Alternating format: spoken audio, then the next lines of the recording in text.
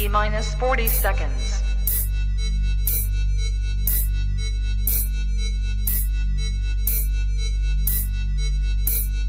T minus 30 seconds.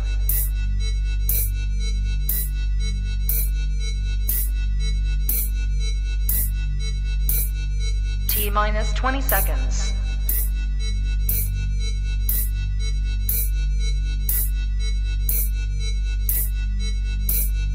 Ten, 9, 8, 7, 6, 5, 4, 3, 2, 1, 0.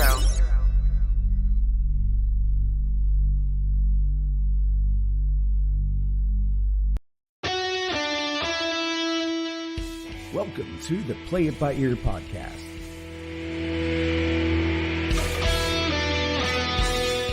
The podcast where the topics may vary because, hey, we play it by ear. And now your hosts, Aric Fiscus, Brady Limey, and Todd Griffin.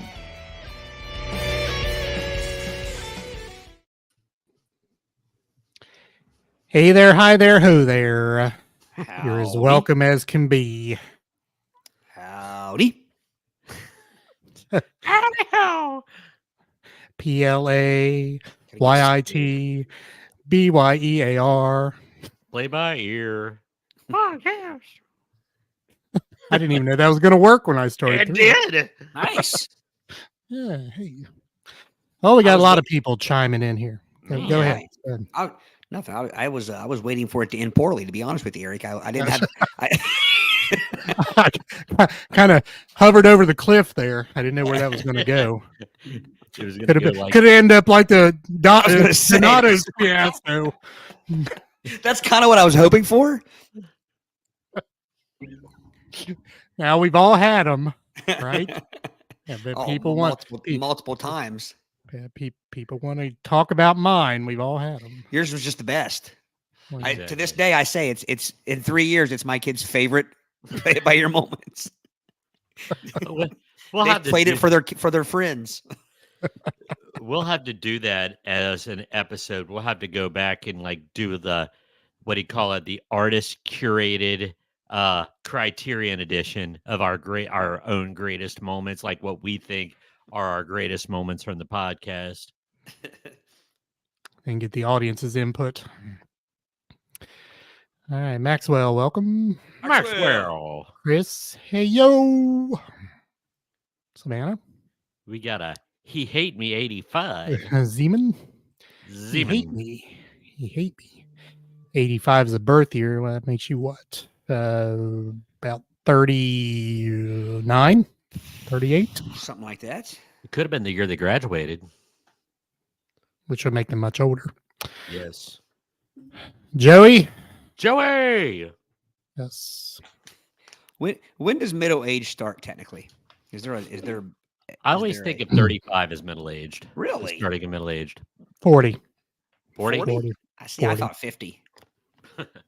50. 50. Well, the expectancy of life is upper 70s. Yeah, I don't think you can go by that though. Let's look it up right now. Do you remember the days of the newspaper, the Brown County Press, or the News Democrat with the old Lordy, look who's 40? Yes. 50. Look who's 50. Yeah, but do you remember seeing those and thinking, my gosh, those people are old? Yeah. Yeah. See, Joey agrees with me, 40.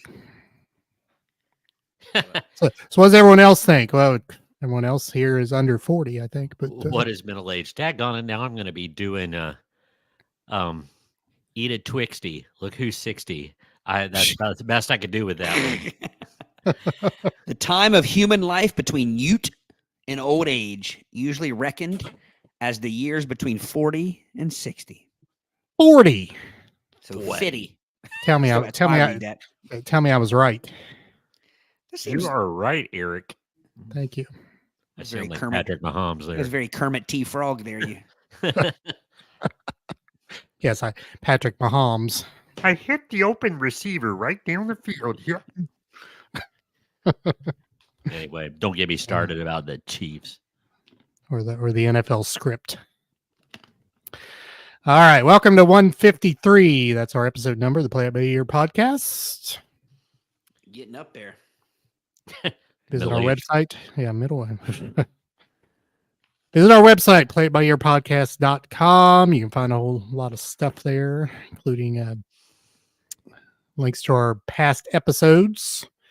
Audio one just dropped on Sunday, so if you're looking for that, or the video on Spotify and YouTube videos, but they all drop at different times. But like the YouTube one will be available from now because it's going on now, but the one on Spotify doesn't become available till I put it on there. So it was Sunday. Yeah, a lot of explanation for people who probably really don't care. Sorry about that.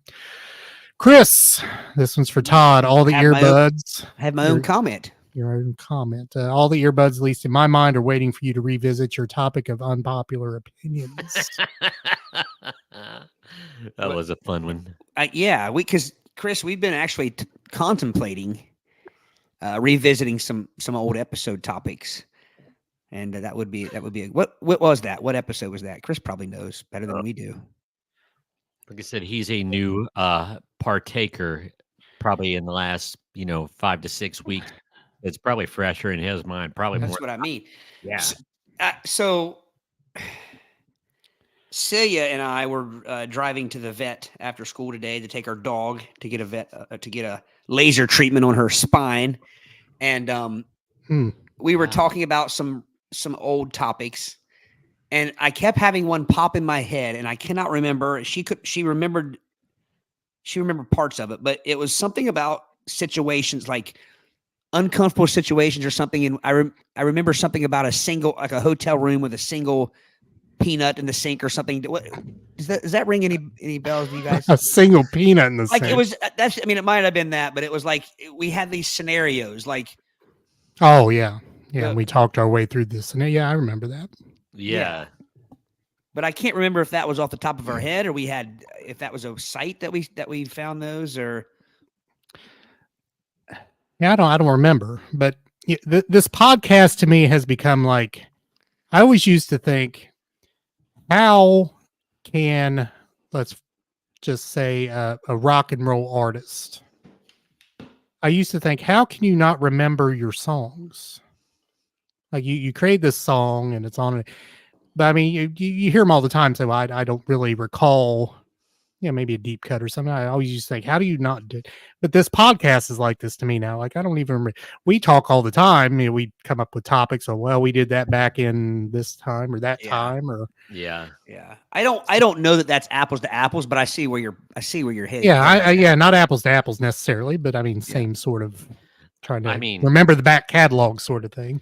And like, if you've been with us since the beginning, our podcast has kind of like grown. It's organic. It's different now than when it started. I mean, if you go back and listen to the early episodes, how much more uptight we were about saying things. Yeah. Now we're not. Now we're not. Chris says extremely awkward situations episode ? That one almost seems like that was a list or something. I might be wrong, Chris, but I'll have to dig it up. But I remember we came up with our own scenarios, I think. Yeah. And I just remember I remember something about you walk into the hotel room, blah, blah, blah, blah, blah, and there's a single nut or something in the sink. I can't remember what all it was, but it was very fun. Yeah. So that would be fun to read. That would be fun to read. That would be all new.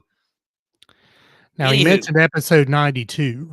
I don't know which part of that was in episode 92, but again, he was saying that was the episode 92, I think, is when he was saying that was the unpopular opinion. Unpopular opinions, yeah. So, Chris has been working his way through that back catalog that we don't so readily remember, vaguely maybe sometimes, if you go back far enough. But like, we've been doing these video episodes since episode 30. Wow. Mm-hmm. So we've done 120 of these, 123 of these. So, video alone. Are we ready for the topic? Or did you ready for the topic? Because I didn't know if you did. Zeman is ready. Did you do your? Did we do our website? We pointed. Yeah, you're in middle age. You don't even remember that. Right. Happened 2 minutes ago. I entered middle age at like 25, I think. All right. Gentlemen, Schmiddleman. We've talked about toys before. We've talked about cereal before. We've talked about fast food before. But I don't know that we've ever talked about the specific toys that come with fast food, like Happy Meal type food meals and cereal boxes. So that's what tonight's topic is. This comes from Cracked. 40 bizarre toys from companies who should have focused on fast food and cereal. So I thought this topic would maybe it would probably give us an opportunity to get back into the nostalgic. I mean, because I think some of these we'll remember. You guys are typically much better at remembering childhood things, for lack of a better word like this. So I'm really counting on you guys to remember some of these. And I'm not going to jump the gun, but I got one. I'm not going to say what it is, but I'm going to be very, very excited if it's on the list because I'm going to go on an epic rant. All right, and some of these, like some of the commentary with these, it's a little funny. So if I find it humorous or interesting or whatever, I'll read it.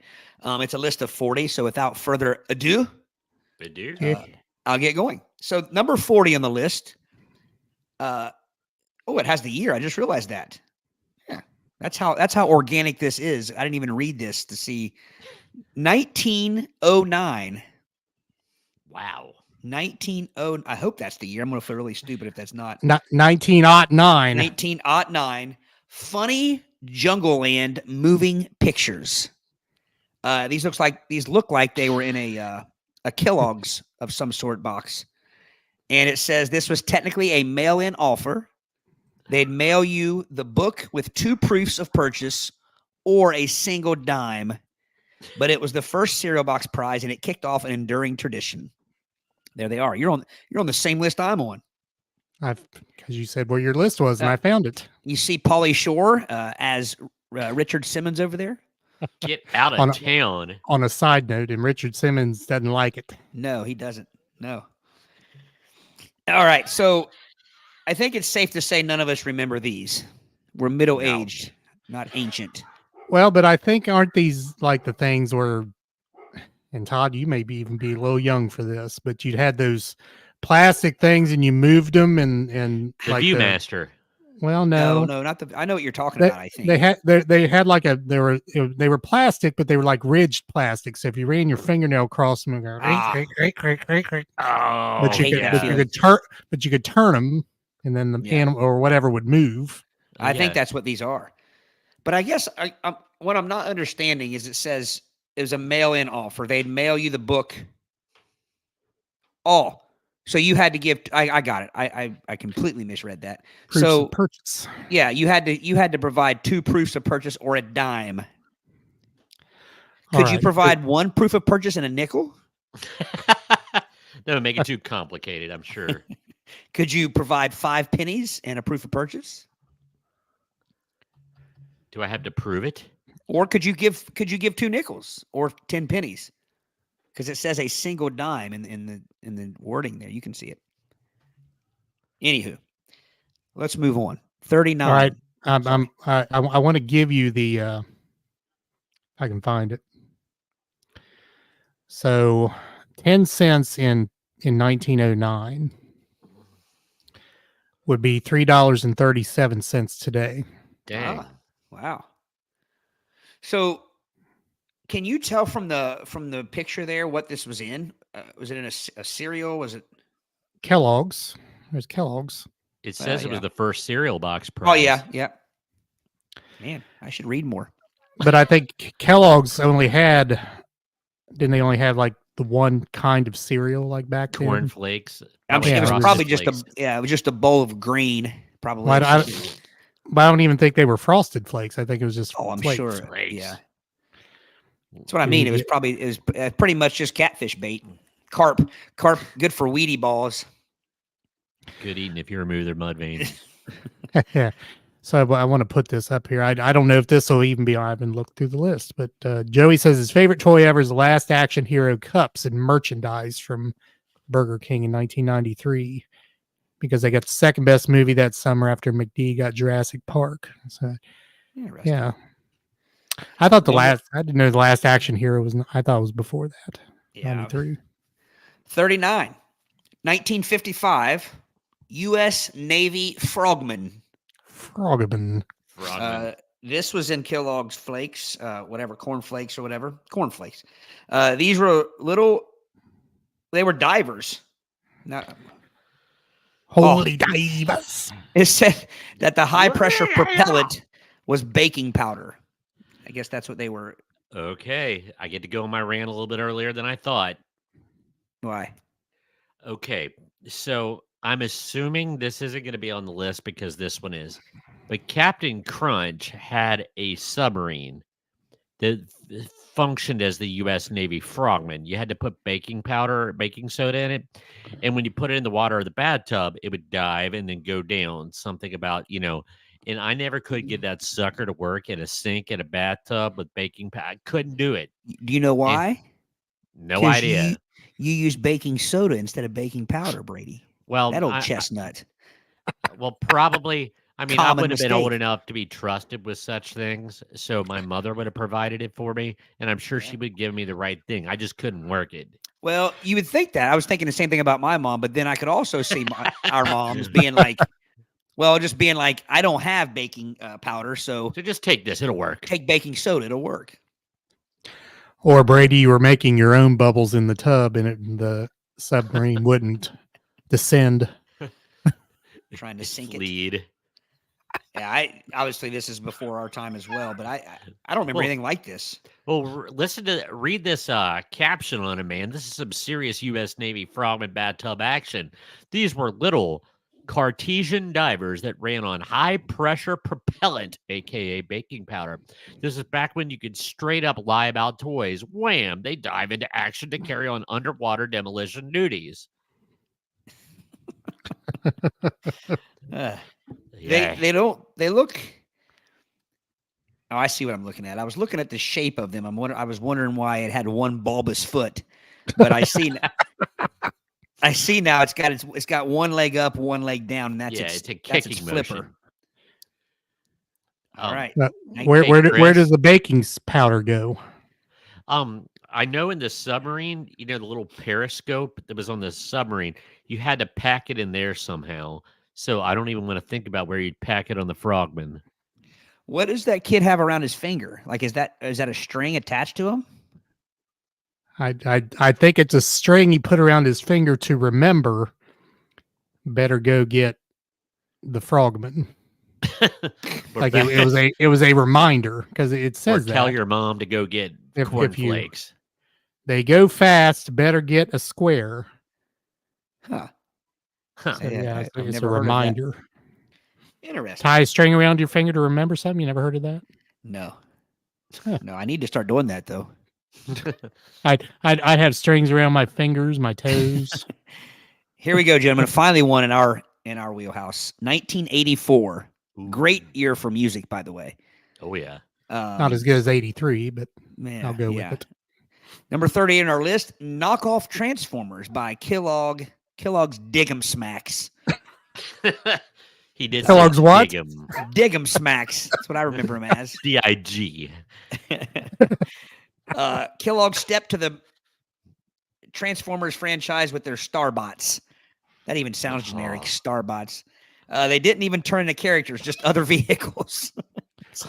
Yeah.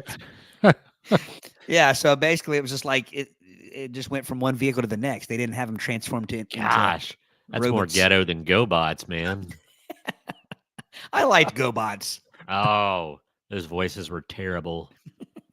They were silly. They were not serious like the Transformers. I never watched Transformers, GoBots, or anything like that. I don't like what's the difference? Well, I mean this in all seriousness. The Transformers were a serious, action-packed, it was for the serious cartoon set. GoBots was and stupid, and the villainy was not very villainy, and it was just lame. Maybe it was for younger kids. Maybe it's for younger kids. Yeah. What year was that? Scared by the Transformers. Probably 1984, 85. Really? Yeah, because they came out at about the same time, but the Transformers were far superior. It's like it's not even the same. That just terrible. All I right. mean, they turned into a cinema franchise. I mean, they're still It around. did. There was a GoBots movie. Oh, I think I went to see it at the theater. Actually, now that there was now a that I think back. Transformers movie. Oh Because yeah. it's the big, controversy. There's been Spoiler many alert. Transformer movies, haven't Yeah. there? Yeah, Well, there's been lots of. He means the Brady means animated the movie. Yeah, the animated. Yeah. Oh, Because But I think Optimus there was Prime died.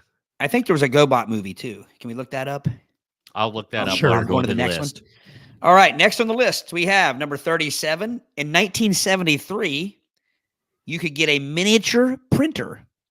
Get out. Printer is doing some heavy lifting here, as it was really just an inkless embossing stamp that clamped down and left the faint mark of a letter on a piece of paper. It was a stamp. Without But ink. how very on brand for Alphabets, the cereal you can barely tell is in your mouth. I don't remember Alphabets. Oh, Yeah, I do. Yeah, I do. Yeah. I Are they remember when I saying they was- were too airy? Are they saying they didn't have any heft? They are like Lucky Charms with no mallow.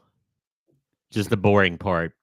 And I would spell things like gag me whenever I ate alphabets because it was terrible. I would increase my vocabulary in my cereal bowl. But like all cereals, though. I mean, if you put some sugar on it, it was better. They weren't sweetened, were they? Or were they sweet? Were they I mean, semi-sweetened? it claimed to be, but it wasn't. It just tastes like eating a bale of hay. So the whole idea of this was a piece of paper and this plastic clamped down. I see, and it looks like it has the alphabet. So it just made an impression of a letter on paper Yeah. without even inking it. So you had to turn the paper into the light enough to where you could see the light at the right angle to read what was on the paper. Yeah. I wonder how many of these toys are available out there on YouTube or not, or on eBay or Amazon. I'm sure they are. I'm sure they're there because, like, nostalgia's sake, people collect them. I'm sure. Now this one doesn't have a year, but It does up in the top left corner. No, the next one on the list. Oh, Number 36, On. balloon powered vehicles. Oh, here we go. Are we going to have Cookie Crisp. we're going to have the debate about Cookie Jarvis again? See, You Cookie guys Jarvis are. is on this box. You guys probably are. I'm probably going to sit it out. I don't have strong feelings either way about. I think I've probably had one box of Cookie Crisp in my life. I have some in my cabinet right now that the children are not allowed to touch. That's Well, now we need to bring everyone up to speed on our Cookie Jarvis debate. So Brady why did you put the picture of the box on the text, Brady? Well, I was just excited that I got a box of Cookie Crisp to myself, and I sent you the picture of it. Okay, so you sent this picture of a Cookie Crisp box and it had this wolf on it. So like Cookie wolf. who's this wolf? Where'd this wolf come from? And I said, I will not partake of any cereal. If I did partake of cereal, there would be no Cookie Crisp entering my gullet without any Cookie Jarvis on the box, which is selling his wares. Because it And went then from Cookie Jarvis to the Cookie Cop of the Cookie Crook, and now it's some kind of Cookie Wolf. What? Why? There's nothing wrong with Cookie Jarvis. Well, until I pointed out what was died. wrong with Cookie Jarvis. Cookie Jarvis didn't die. he died. He's a wizard. He didn't die. Well, Wizards don't even- die. Oh, I think they do. Ask Dumbledore. Wizards die, don't they? No. Sure. Yeah, they. Yeah. I think wizards die. Have you ever seen a young wizard? They're all old. That means they don't die. Well, have you A watched wizard? Harry Potter? Aren't they all wizards? But they don't And they actually die. become wizards until they get old. Well, They're all young. That's They're wizards true. in training. what's the difference in a wizard and a warlock? Warlock Well, is a because witch. wizards just perform magic. Wizardry? Warlocks are male witches that do the work of Beelzebub and evil. Yeah, they do incantations and such. I Yeah. still stand by that wizards die though, and that's what happened to Cookie Jarvis. He died. You have no proof that Cookie Jarvis died. I'm looking You it up right now. Did Cookie Jarvis die? He just How about gets this? fired. What happened to Cookie Jarvis?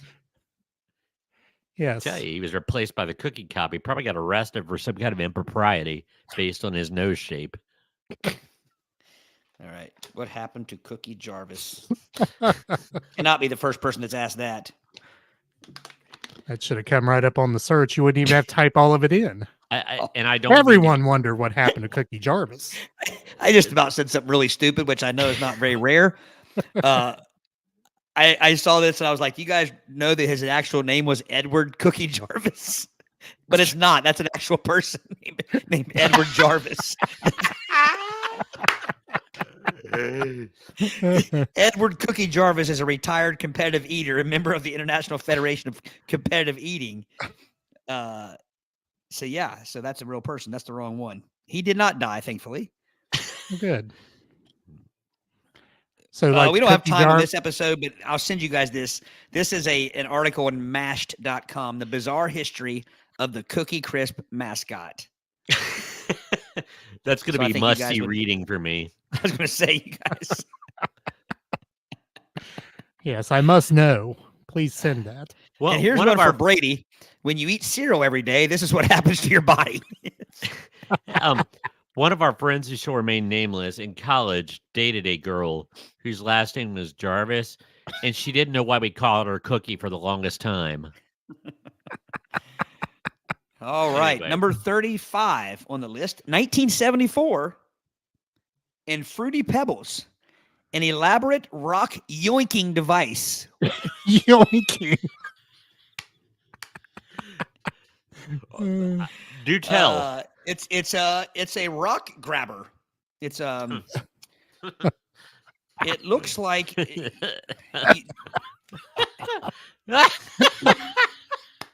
were kidding when it said rock yoinking. Yoinks. It's you just yoink a rock or two. I like what it says below that.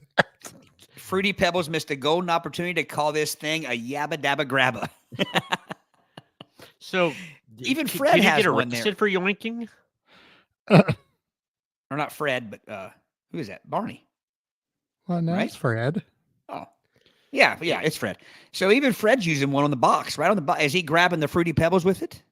Well, once again, like in most cereal commercials, one character is trying to keep them from everyone else. So I'm sorry. I bet Barney tried to yoink the pebbles from Fred, and Fred is blocking his said yoinking and trying to keep him from getting his cereal yoinked. Like, if I take something from the checkout line and they catch me, can I be arrested for the yoinking of materials? Yes. I guess that thing, that's ridiculous. That's pretty ridiculous. One plastic doink yoinker inside. So, doink yoinking. So, legitimately, how big of a rock could you pick up with that flimsy plastic thing? It couldn't have any heft to it. No mass. No. I bet they're inspiring you to yoink your Fruity Pebbles or your Cocoa Pebbles. So instead of using a spoon, you'll yoink them instead, and it makes it last longer. Those of you listening along, it's like the most complicated set of chopsticks ever. They're like crisscross chopsticks. Yeah, a lot of people hang hats on them. They're screwed into walls. They're like a lattice shape. I was going to say that the hat hanger thing. Yeah, or one of those baby gates that you pull from one side of the door to the other. Yep. I got my finger caught on one of those one time, and it was ridiculously painful. I probably wouldn't touch that for fear. Got a couple. Lisa, welcome, Lisa. Lisa, oh my gosh, how are we doing, Lisa? So Chris says, I hope that the Teenage Mutant Ninja Turtles on tour cassette tape from Pizza Hut is on this list. And yes, Chris, I do enjoy the massage that Captain Crunch gives my gums. I love me some Captain Crunch. Man, you can't have any mouth roof skin left. It's got rid of that extra gum on my 1958, number 34 on the list. Nabisco spoon-sized shredded wheat juniors. We've got the Spoon Man. Soundgarden had a song about them. A plastic spoon man from outer space. So does he just ride your spoon? Does it snap on the back? I can't quite tell how it sits on there. There's no way you could balance it. I don't want no alien riding my spoon. Oh, I don't know. These little aliens perched on your spoon and stared directly into your eyes as you shoveled shredded wheat juniors into your maw. Your maw.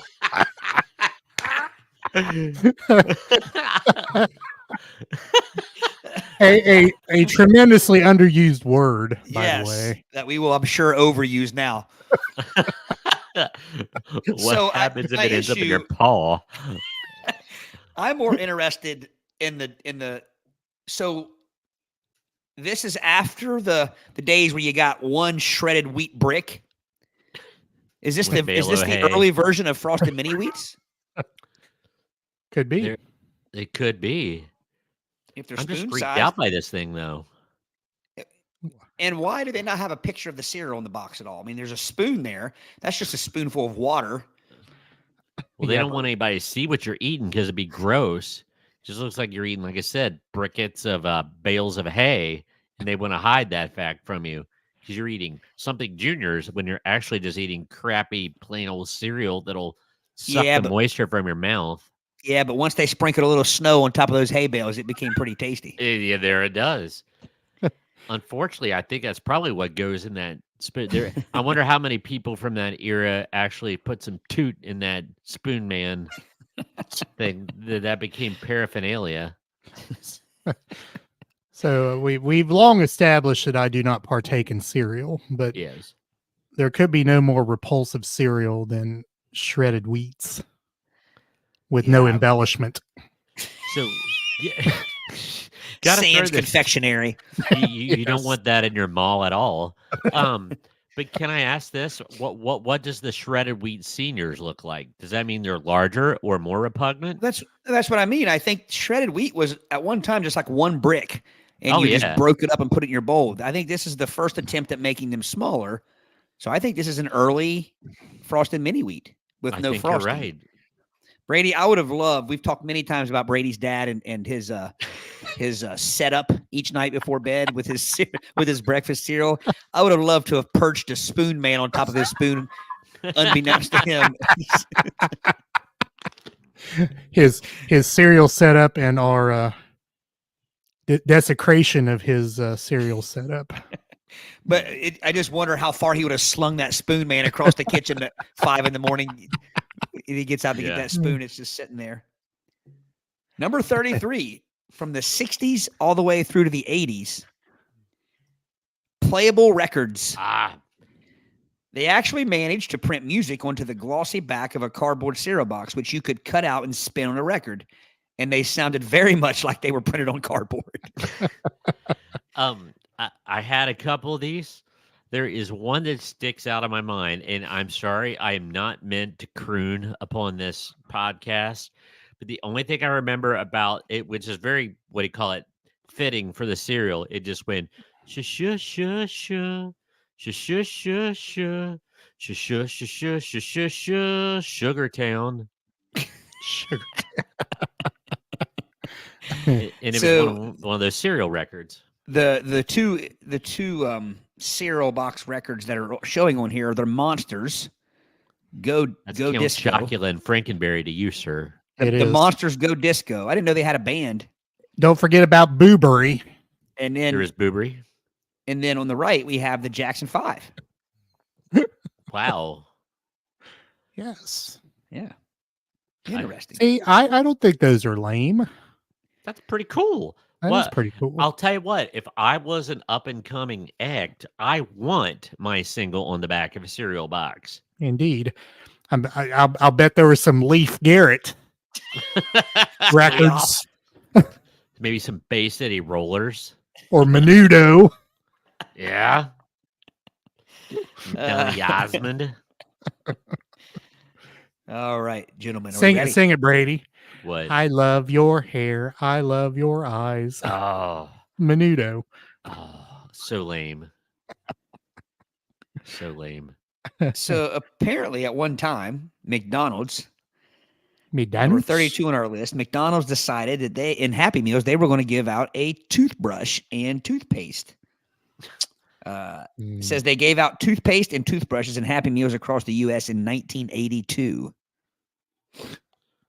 I don't recall that. No, I don't either. I thought you were going to tell me like that the toothpaste was going to be like ketchup flavored. Ew. So, if you guys had to guess, what this is a little off topic, or not off topic, but down a rabbit hole. If you had to guess, what do you think the first toothpaste brand was, and what do you think the first toothbrush brand was? I don't know this, by the way, so this isn't a gotcha type thing. I believe baking soda of some sort was the first toothpaste. I'm talking about brand. Well, I know, but a brand of baking soda. Arm & Hammer? Arm & Hammer. Arm & Hammer, yes. That would be my guess. That's the only brand of baking soda I know. Yeah, Leg and Saw. It didn't go so well. The Civil War baking soda. But that's a slow burn. It's getting there. Ass and Chisel. This didn't.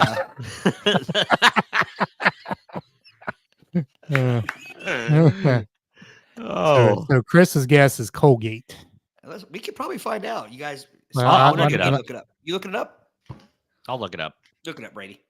I shall. While he's doing that, I'll move on. Number 31. Burger King gets in on the. What? What? Yeah, careful. All right. So here we go. Burger King, 31. Burger King's sex toys. What? Only on Valentine's Day, only from 6 p.m. Oh, my Lord. For Oh, my Lord. That's a head scratcher there. That's not a sex toy. Home of the Whopper, indeed. Look at that. Everybody has one of those. That's those head scratcher things. I'm horrified. There's nothing sexual about that, fellas. It's Israel. This isn't real. In It says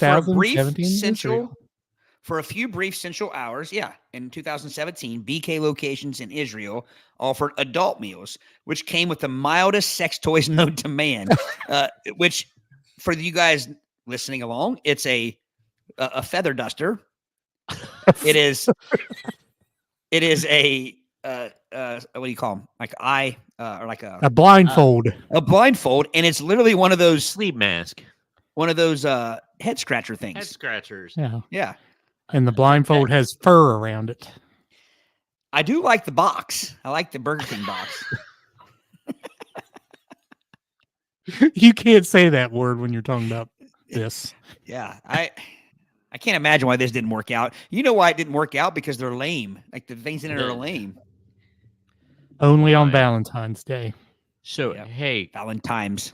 Chris wins the award. Colgate came out in 1873 in a jar. Nice job, Chris. Nice. What about toothbrushes? Can you look that up while you're at it? Yes. All right. Number 30 on the list. McDonald's VR headsets. Yeah. This is in Sweden, by the way. Basically, you just refolded your Happy Meal box, put an iPhone inside of it, and view it with the kid's plastic lenses. Talk about lame. That is lame. That is. Oh my! That would make me grimace. Wah wah wah. Well, number 29, McDonald's stays lame with the MP3 players. I'm just going to post this comment. I won't say what it says. Chris, you love us. We love you for that. Hang on a minute. Have we mentioned that on episodes before? Oh, many times. Ranger Dan came up several times. Well, I don't know if we finished the. Chris wins all the points. Yes. All right. But MP3 players from McDonald's, they got into the MP3 craze of the early 2000s with MP3 players and it was basically cheap plastic shells that played one low-quality popular song from Britney Spears and others. So looking at it here, looks like Britney Spears on there. Is that Lou Bega? Yeah. Germany's Lou Bega. Yes, Germany's Lou Bega. Can't tell Germany, what that is. would that be David Hasselhoff? Now, these No, Lou Bega was from Germany. Oh. Yeah, remember that? We talked about. Yeah. Yeah, that looks pretty lame, guys. That looks like a kazoo. That's what I thought. Plus, it looks like something that would work exactly once. You can see me playing Oops, I Did It Again on a kazoo over and over. Which next episode I will be playing Whoops, I Did It Again. Oops, I Did It Again on kazoo. Number 28, Burger King. Burger King's deadly poke balls. Pokeballs. And it says, you must say "bweet." I'm just kidding. To promote 1999's Pokemon, the first movie, every kid's meal came with a Pokemon figurine and its own Pokeball. The detachable pieces formed airtight seals around children's noses and mouths. Oh, that's not funny. It says it actually killed 2 small children. So that, it was funny until I read that. Yeah. Yeah, that got dark. I can see why. Yeah, I can see why they got rid of those. But in all fairness, I say this in complete seriousness, I would say there's probably been a case of most Happy Meal or fast food toys in death. Causing harm. Yes. It caused me great consternation because I finally saved up enough proof of purchase things for my Star Wars figures to get the first edition Boba Fett action figure, and whose backpack was supposed to launch a little red missile thing, but some kid shot it down his throat and he died. So they super glued the rocket in, and I was devastated when I got it. It didn't launch. So let's can we get off on a small tangent here? Sure. Just looking at this picture. What do sesame seeds bring to buns? Dude, I'm sitting there looking. Texture. Yeah, I don't remember sesame seeds. That doesn't look like a sesame seed sandwich. That looks like a sandwich with smallpox. Those are prominent sesame seeds. It's not a flattering picture, and I don't think today's buns have near that number of sesame seeds on them. And did you get sesame seeds on your bun with a kid's meal? Because most little kids would be like, I don't want that. It's got a seed on it. I thought at one time Burger King, all their buns had sesame seeds on them, but I might be wrong.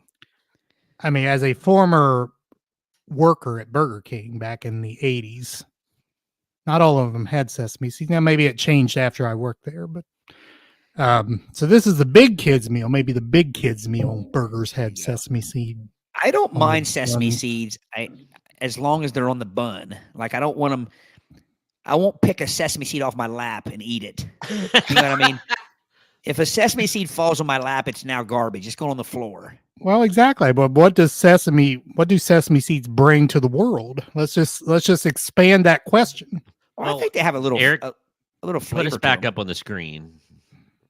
What? It is. Put us back up. I'll put us back. Yeah. Okay. So, like, who legitimately picks that sesame seed off a bun and and gnaws that one sesame seed like a cockatiel? You know. Well, I think that's why you see buns now with fewer sesame seeds. They know that most sesame seeds went on your floor of your car, or got caught in your teeth. Yeah, but I think they do have a little flavor to them. Not like a lot, but I think they have a little bit of a. I much prefer a sesame seed bun over those nasty ass onion buns at Arby's. Oh, that comes with the beef and cheddar. Oh. You want to ruin an Arby employee's day is order a beef and cheddar on a regular bun, and you think you imploded the universe. Yeah, I tell you an easier way to do that though. You just order large roast beef or whatever with cheese on it. That's what I do. I order Swiss. I mean, I get Swiss rather than the cheddar. I don't like the cheddar goop they put on the beef and cheddar. Goop. We were in Georgetown. I like the onion buns myself. Oh, I don't. But we were in Georgetown today, and I knew I needed to grab something to eat while I was over there because I wouldn't have time before the podcast when I got back, and I drove by and I'd forgotten that the Racks and Long Johns. I mean, I should have known it wasn't still there, but in my head it was still there. When I saw it was the Little Caesars, I was upset. I used to love that combo. Yeah. Get you. The same people must own the one in Hillsborough and the one in Georgetown because I think they both. They did.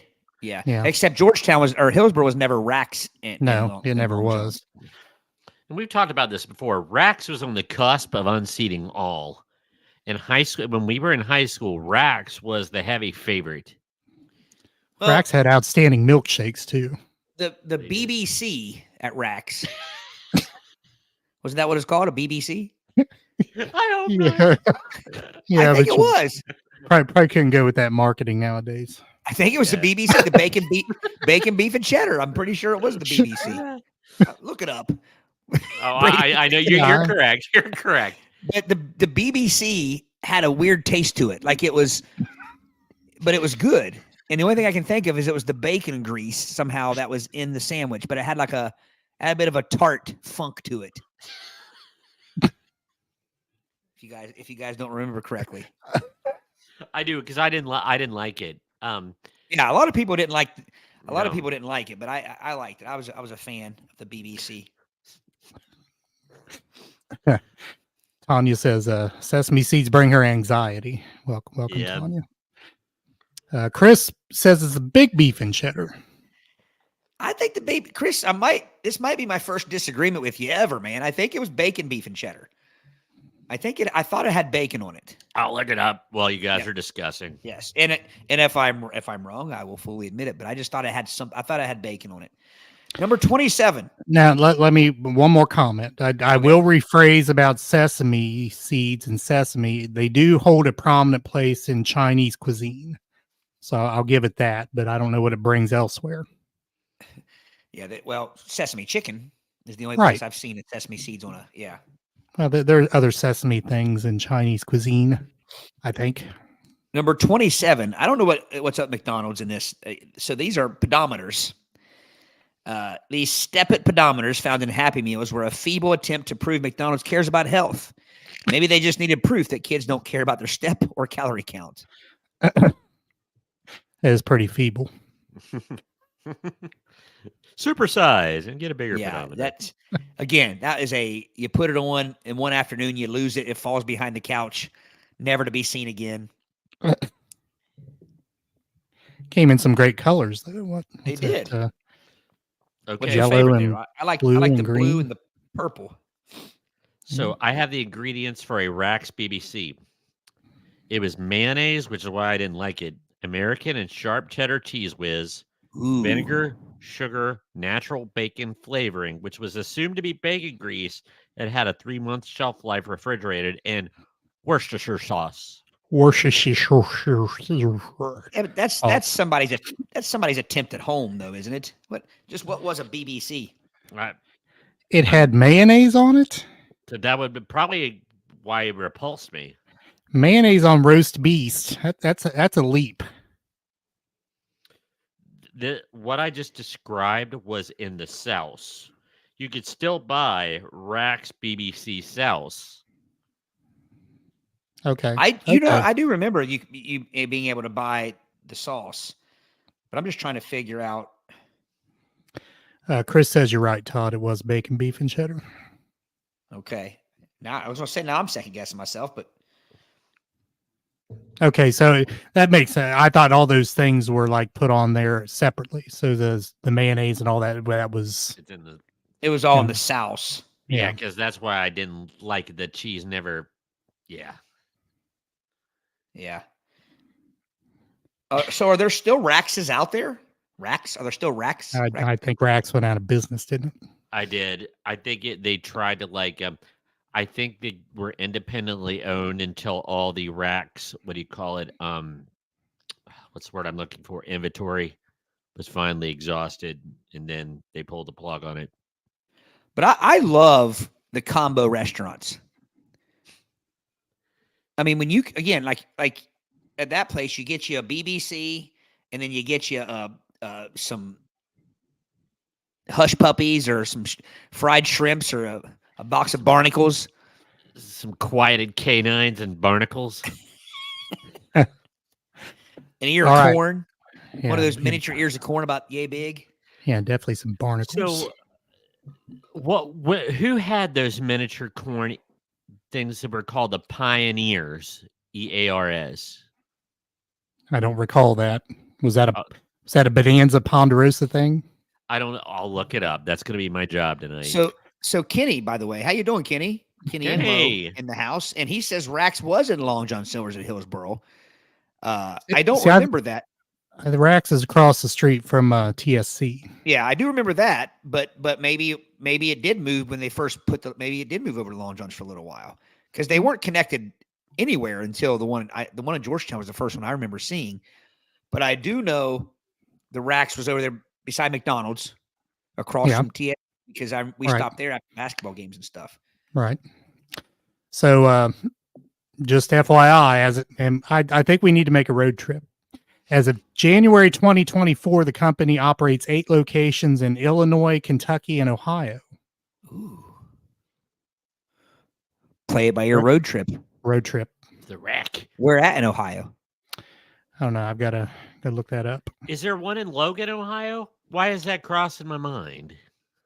I don't know. The Where headquarters my brother-in-law's from. Headquarters of Rax is in Ironton. Huh.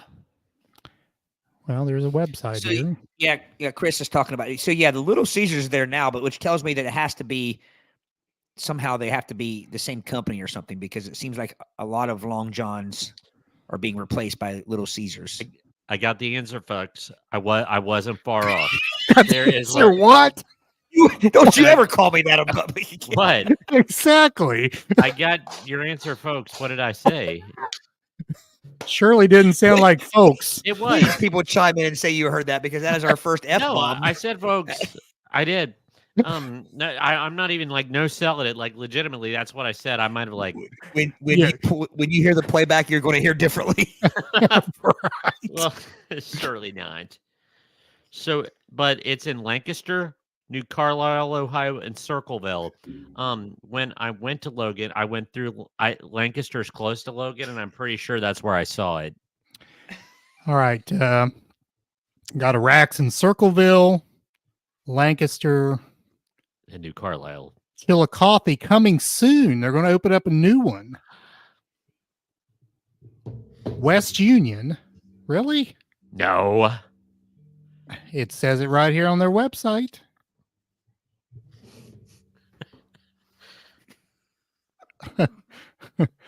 Georgetown. Come on.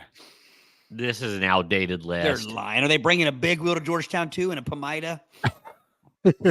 And a Burger Queen. Druthers. I'd rather go to Druthers restaurant. I'd druther starve. Chris, those are awesome. The KFC, Taco Bell, Pizza Hut, all in one. You get Kentucky Hut. Kentucky. Well, there was a comment back here by Joey. You ever been to where is it? So have you ever been to a Kentucky Hut? I thought Joey said it. Yeah, Chris did. Yeah, Sidebar, Chris you did. guys ever eat at a Kentucky Hut? Oh, yeah. you know why they're all in one? Because the Pepsi owns all of them. Yeah. The Yum Corporation. Yep. Tanya says, give Brady the X. Exactly, Tanya. So if it sounded like that, I They apologize. I really didn't. That You'd have a must have 7-second delay on this show. Well, we know you didn't mean to say it, but you very clearly said it, which is why it's funny. I honestly would have thought in 3 years that I would be the first slip up with the F-bomb. Maybe I got my short used because I was thinking I probably looked at the Kentucky Hut while I was speaking, and I don't know. I can't admit. I swear I didn't say that, but I guess I did. Oh, if you just take it for what you said, it's pretty funny. I got the answer. Beeps. So Todd, I don't know if you're ready for the next one here, but I want to preface it by saying when I put this photo up, which I guess is probably from the commercial for this cereal. The look of sheer terror on this child's face probably was because he found this thing in his cereal box. It's like, you give me this instead of a real toy. Yeah, and look at this big middle finger to Brady, the alphabets. Did you see that? No. Alphabets, marshmallow alphabets, Brady. Oh. You That was specifically said. Said, I'll see, that would have been okay. You said tricks without the marshmallows. Yeah. Well, Lucky Charms without the marshmallows, but well, Lucky Charms, right? Yeah. Silly terrariums. So I know my love of gardening started in a box of alphabets. Okay, that was a lie. But alphabet cereal enticing kids to grow your own garden with one of 3 terrariums: sweet basil, garden cress, or violet queen. Is that alyssum? Alyssum. Back in 1980 was very odd, but so very real. So do you think that was kind of like a fair fish where most of them died within like a week? Or just never even grew? I want to know what you just clamoring for violet queen alyssum that he needs in his cereal. Well, but look at the look on that kid's face. I mean, he obviously is not thrilled with garden cress. Is his arm in the box of cereal and he's felt that plant? I mean, maybe it was a Venus flytrap. Jinx. Or one of those human rotting corpse plants, and he opened up the box and it smelt of it. I mean, we can make this comment about any number of these things that we're talking about in this list. I want to know who the marketing guys are sitting in this meeting thinking, yeah, let's put a terrarium in the alphabets. They probably had their own terrariums and were growing their other kind of plants when they had this conversation. Yeah, probably so. Do they still make alphabet cereal?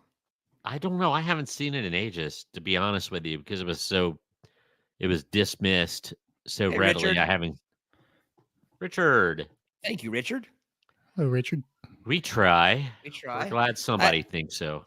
So if you guys had to, Aric, you don't eat cereal, so you might have to sit this question out. So Brady. Yes. See? By the way, we've probably talked before how weird it is that Aric, that you were born in the time you were born and you don't like cereal. Did you say that's an odd? Yeah.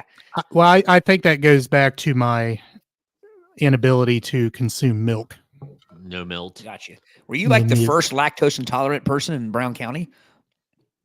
I mean, I don't think it had a name back then, but yeah, that's what I mean. Maybe. It could be.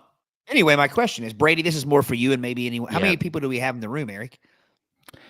Let's see. We've got 9. 9. Gary joined us. Hello, Gary. And Gary as well. If you had to, if only one brand, one maker of cereal could survive, which would it be? General Mills. I'm going to give you a multiple choice. General Mills, A, B, Post, or 3, or C, Kellogg's. I'm going to go General Mills because they have the ones I like Cookie Crisp and Captain Crunch. Because actually, it has to be General Mills because that's the only thing that outranks the Captain. It has to be a General. Interesting. That's true. Good reasoning. Good reasoning. Who makes Post makes Pebbles, right? The Fruity Pebbles and the. I believe so. And that's mine all day. The Fruity and the Cocoa Pebbles. So there was nothing more confusing than the 2 Raisin Bran. There was Kellogg's Raisin Bran and Post Raisin Bran. Raisin Bran, though, is one of those cereal names that every knockoff brand can use the same name. Like you will any store you go to, their off brand will still be called Raisin Bran. Yes, it's like and have the same coloring on the box. Like I was in Aldi the other day and saw 3 or 4 different kinds of cereal that had boxes that had the same coloration as the traditional brand of that particular type of cereal. By the way, isn't Aldi great? Aldi is awesome. It is awesome. I've never Hillsborough been to needs an Aldi. They do. Really? It's kind of like SpaghettiOs, where I guess you got Franco-American SpaghettiOs and you got the good chef. Chef Boyardee. Chef Boyardee SpaghettiOs. Are we ready to move on? Top 25. Yes. I'll go quicker. 25. 1 inch of land in the Yukon. Your Canadian girlfriend might have been fake, but your Canadian property was very real. In 1955, the Quaker Cereal Prize was a cross promotion with the radio show Sergeant Preston of the Yukon, offering a real deed to 1 square inch of land in famous gold rush country. So I wonder if there's anyone out there alive who still owns 1 inch of land in the Yukon. And they cashed in on it.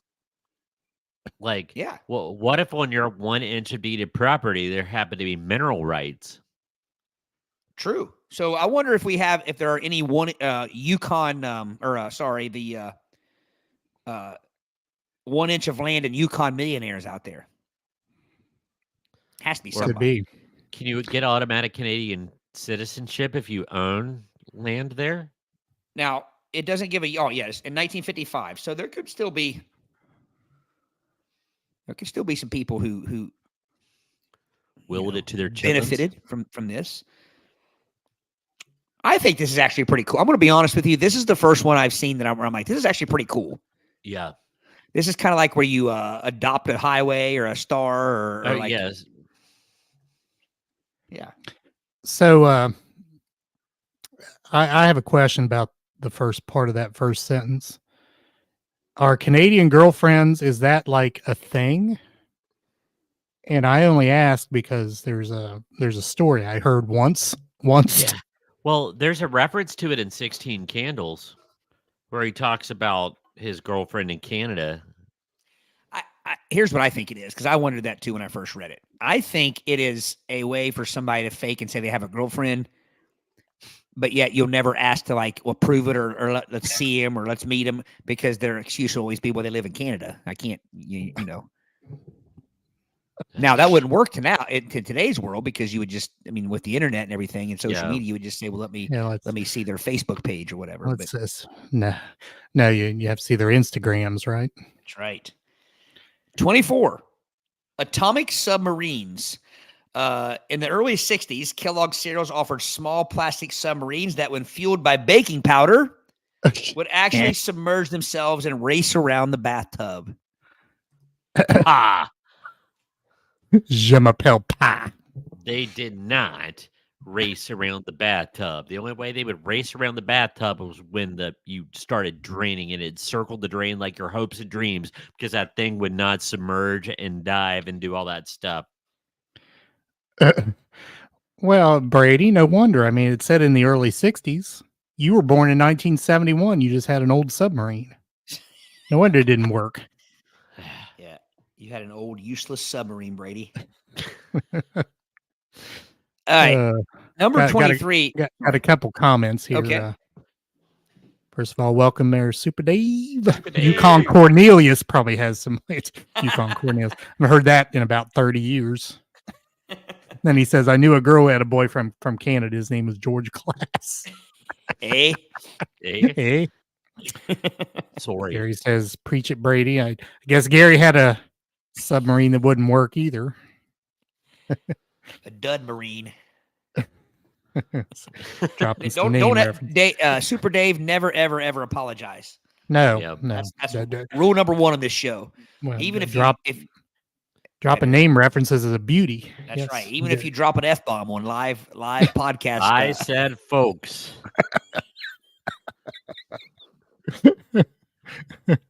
So no, you did. This next one, this is cereal I'd forgotten about. Do you guys remember this Almond Delight? Remember that cereal? No. There was nothing delightful about Almond Delight. But I wondered when I looked at the top of the cereal box here, crispy wheat and rice flakes. Was this cereal one of the only ones that combined grains? You can't cross grains. Chex. You don't cross grains. But Chex has rice and wheat, but not in the same box, I don't think. Right? Yeah, that's why I don't think they do. I wouldn't eat it, but the thing that impressed me about the cereal is on the box, the way they sliced their almonds was very artistic. They just didn't crackle them. Yeah, it's like they were carving a turkey for a roast turkey slice. I do remember. I seem to remember Almond Delight having some flavored, like maybe like a vanilla Almond Delight or something, and not minding it. Super Dave's a fan. Yeah, Maybe love that you could cereal, help, sir. Super Dave. Did Almond Delight come out with some flavored Almond Delights, like some vanilla Almond Delight or something like that at one time? At one time. But anyway, it Gary says also liked Almond Delight. the grandmother of all cereal box prizes. In 1986, every box of Almond Delight cereal had cash from around the world, and every 43rd box had U.S. currency. Most prizes were worth less than a penny, but some were worth up to $500. Dang. Wow. Why 43? Well, because the other ones were embargoed, probably because they were from communist countries. There would be no rubles in that box, or True. rupees. No, Seychelles was not embargoed. Their 10 rupees were just fine here in America. Well, first off, What's for dinar? how do you get? Never mind. I get it. Nothing like currency humor. Mike, so imagine Super the Dave- disappointment. Imagine the disappointment when you go. So you guys have seen Christmas Story when, like, this big build up and it ends up being the message is don't forget to drink your Ovaltine or whatever. Like how disappointing that was. Yeah. Oh yeah. Imagine you get a box of Almond Delight hoping to get a nice cash prize and you get something worth less than a penny. Less than a penny. A Bolivian peso or something like that. No offense to the country of Bolivia, just All of our Bolivian listeners out there. There are probably some. Super Dave and Gary both agree that the Almond Delight had other flavors. I thought they did. Bet Number there'd be a 22 chocolate one. is a favorite cereal of mine. I haven't had it in a long time, but I always enjoyed it. Honeycombs. Oh yeah. Fantastic Honeycomb. cereal. Can I you guess didn't have what to it s- is? What? Can I Yeah, guess guess. what the prize is? Is Yeah. it the license plate? No, No. but I remember the license plates. Yeah. It says you didn't have to send away for these. They were right there in the box. Honeycomb cereal had as many as 8 styles of digital watches that also displayed the date, which isn't thrilling by today's standards, but in 1988, it was pretty exciting. Now, that would have been a pretty cool prize for 1988. That would have been. Yeah. Unless I got the pink one when I was in 3rd grade, then I'd be devastated, and I would have to try to trade it with one of my classmates. That's one of those things where you go, so 1988, you go see like Def Leppard or, and you see like the bass player, the guitar player, somebody wearing like one of those watches. You know what I mean? That looks like something that would have been cool enough for like a rock star to wear because it was not cool, if that makes sense. Yeah. Right. Yeah. Yeah. As opposed So to now, you go see bands now. I bring this up. Tom Kiefer from Cinderella. Last time I saw him, he was wearing like Nike jogging pants. Like you could see like the Nike logo there and like a Fitbit. Tanya wore one in junior high. Nice. Yeah. So do you But I'm remember sorry, if you're a rocker, leave your Fitbit on the tour bus at least for the show. Well, how are you going to measure your steps up there? Well, coming from someone who I've never played a show in one, but I used to practice in them. You get an abundance of steps wearing a Fitbit while playing, so it's not an accurate representation of steps. However, Because I always argue, it's picking up steps. yeah. If you especially if you wear it on your right arm and you pick with your right hand, or you strum, or if you strum with your right hand, you're getting steps. But anyway, still, if I'm seeing a legend from '80s hair metal, I don't want to see a Fitbit and Nike running breeches on them when they're up there playing. Well, when they're 67 years old, that's what you do see. All right. So, do you remember the jingle for honeycomb? I just remember a bear hawking them. No, that was Honey Bits. I What? think there was a bear. No, not for honeycomb. I'll look it up. That's my job tonight. No, Super Sugar Bear. Yeah, That's you're thinking of Dig 'em Smacks. That's a frog. No, but the Nothing. other brand's version of Dig 'em Smacks, Super Golden Crisps. Super, yeah, right. They were Yeah. the same cereal. Just one was Right. hawked by a bear and one was hawked by an amphibian. All right, so He says, "Sorry, go ahead. I don't know if you're going to put it up there or not, but Worse was opening a box of kicks and finding kicks. I agree, Gary. One of the more boring cereals out there. So, honeycomb's big. Yeah. It's not small. No. Honeycomb's got a big crunchy taste. Big taste for a big bite. It's got a big bite. Yeah. Because it was sold by a bear, it had a big bite. I gotta be honest. Being a jingle writer had to be the easiest gig ever. Probably. Here's my problem with Kix. It said it had fruit juices in it. There's never been a fruit juice touch that at Kix. It's barely above driveway gravel. Super Dave put up a comment I missed. I think it was Almond Delight. You could buy it in tons from Odd Lots. That doesn't help my argument. Or Ollie's Bargain Barn. I love Ollie's. I do too. What's that, Brady? What's that rascal? That is the honeycomb mascot, and it looks like a cross. I mistook it for a bear, but Move it over. It's not a hedgehog. It's not a bear. I don't know what it is. Will you make us big again, Aric, so we can see that thing? Wow. Taken out of context.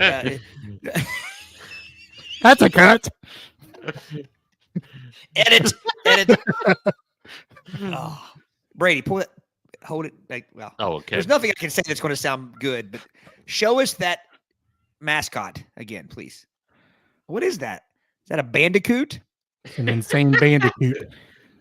That or some kind of hedgehog or something. It's terrifying. It's especially insane. its other.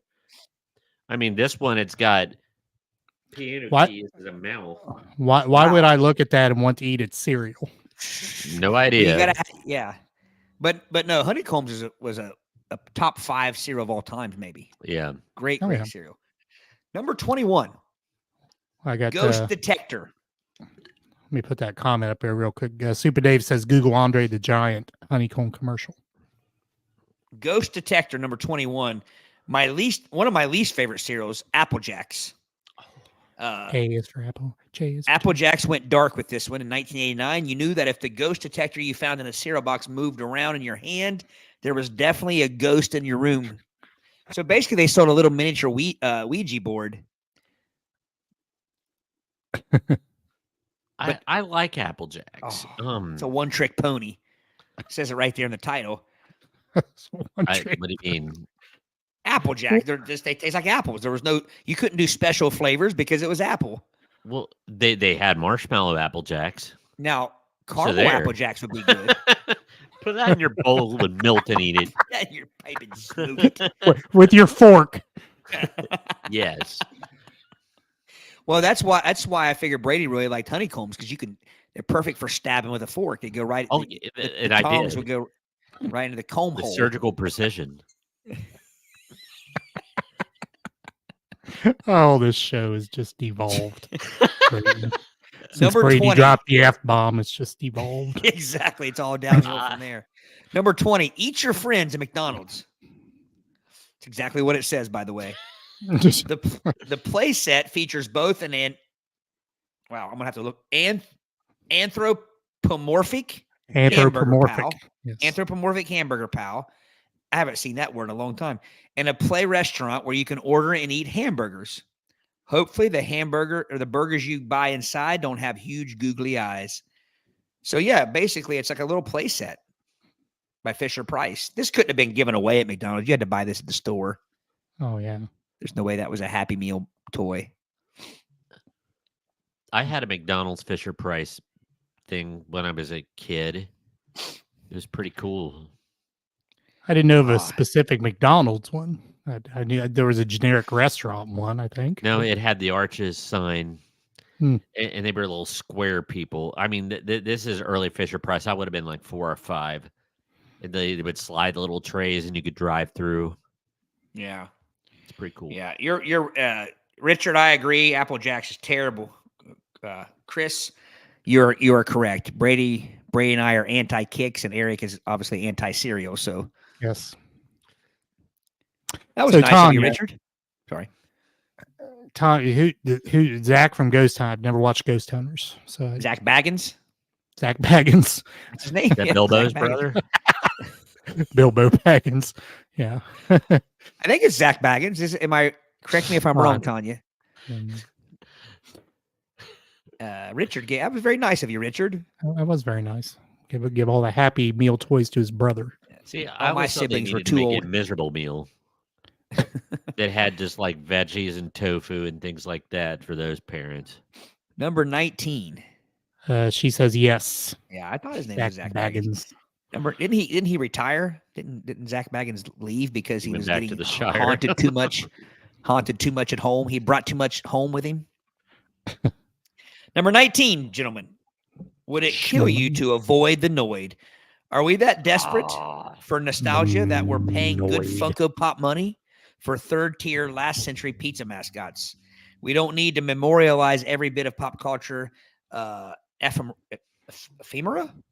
That's what Family Guy is for. So I remember the Noid. I hated the Noid. Yeah, it was a terrible, and he had an annoying voice. It's just awful. I always felt the Noid was a ripoff of Whammies. Yes. Yeah. I could go with that from Pressure Luck, the game show. Not to be confused with 1980s or the Cincinnati 80s band, the Whammies, which I'm guessing they got their name from Whammies off Pressure Luck. But yeah, I always thought the Noid was a ripoff of the Whammies, or maybe it was meant to be an extension of the Whammies. Well, see, Tanya loves the Noid. Love the Noid.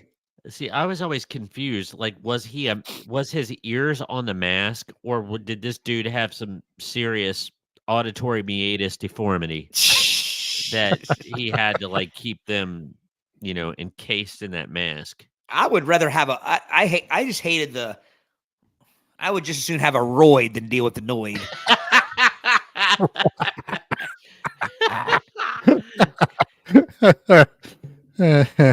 Nicely played. Nicely played. 18.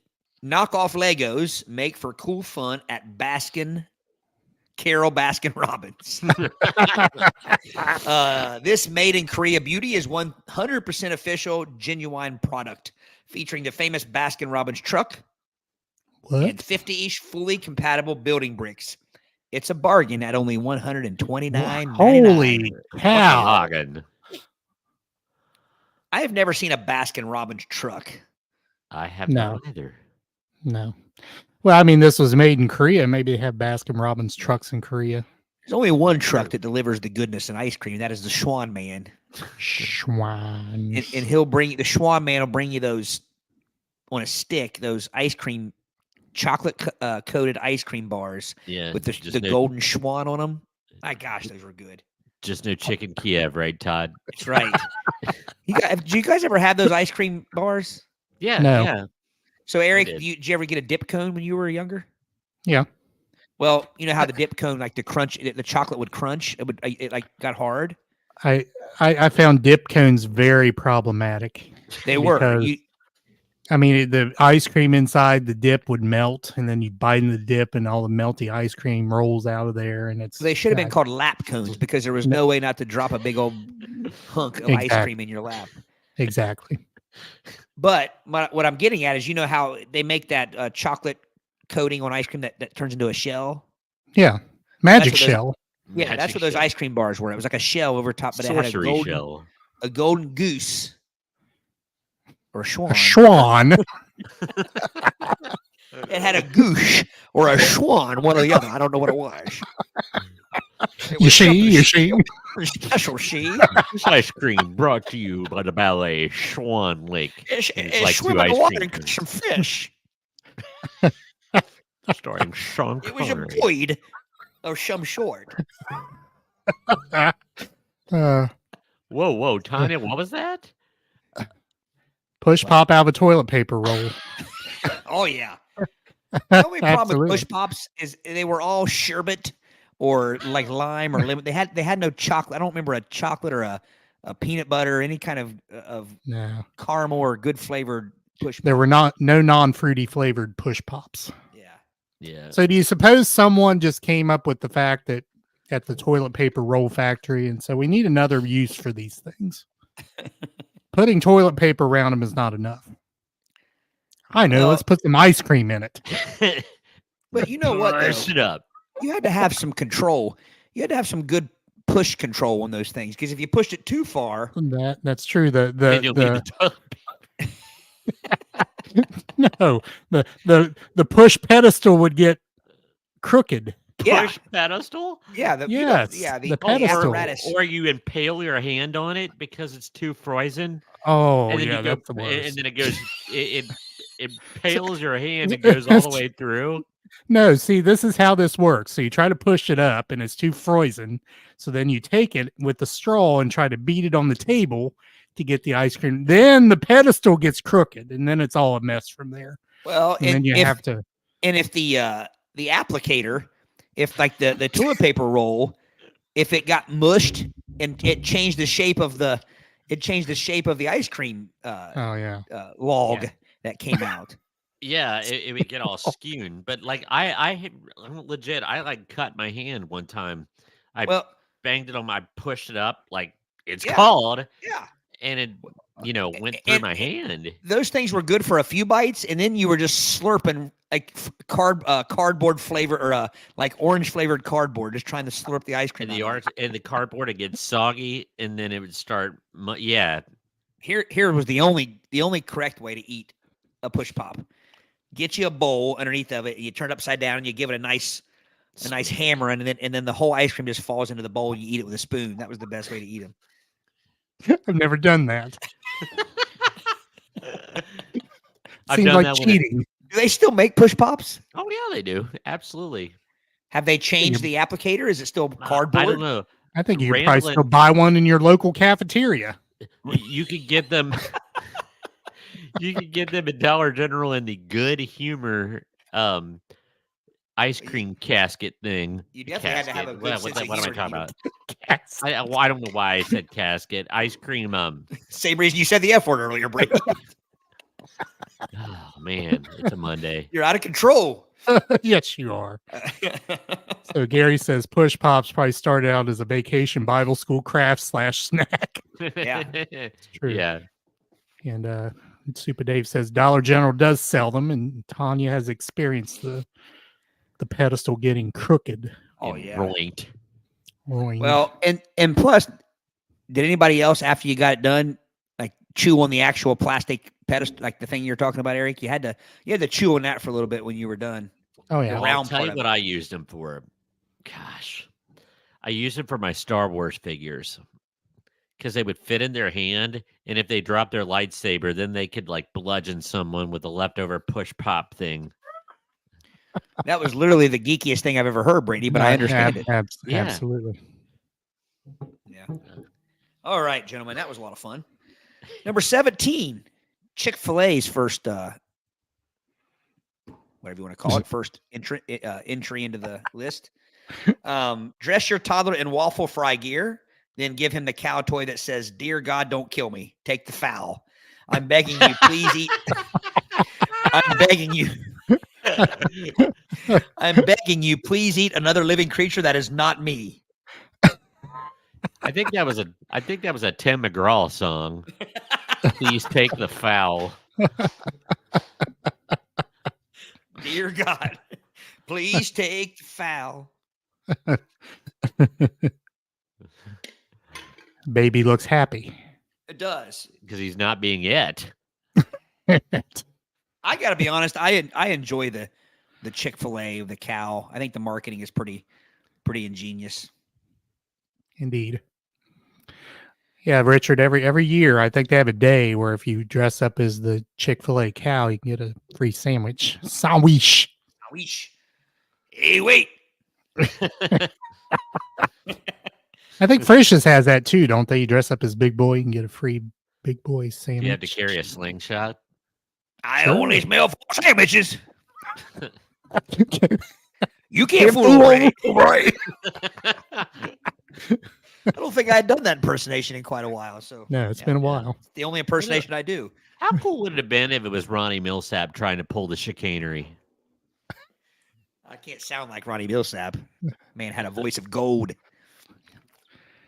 It was silky smooth. 16. Stick your hand in the fry bin at KFC Now you can play minimum wage for serving up fake chicken legs, complete with oodles of imitation KFC food, numerous spoken words, and frying sound, but only when you press your palm on the faux grill. That's a pretty impressive toy right there. That is.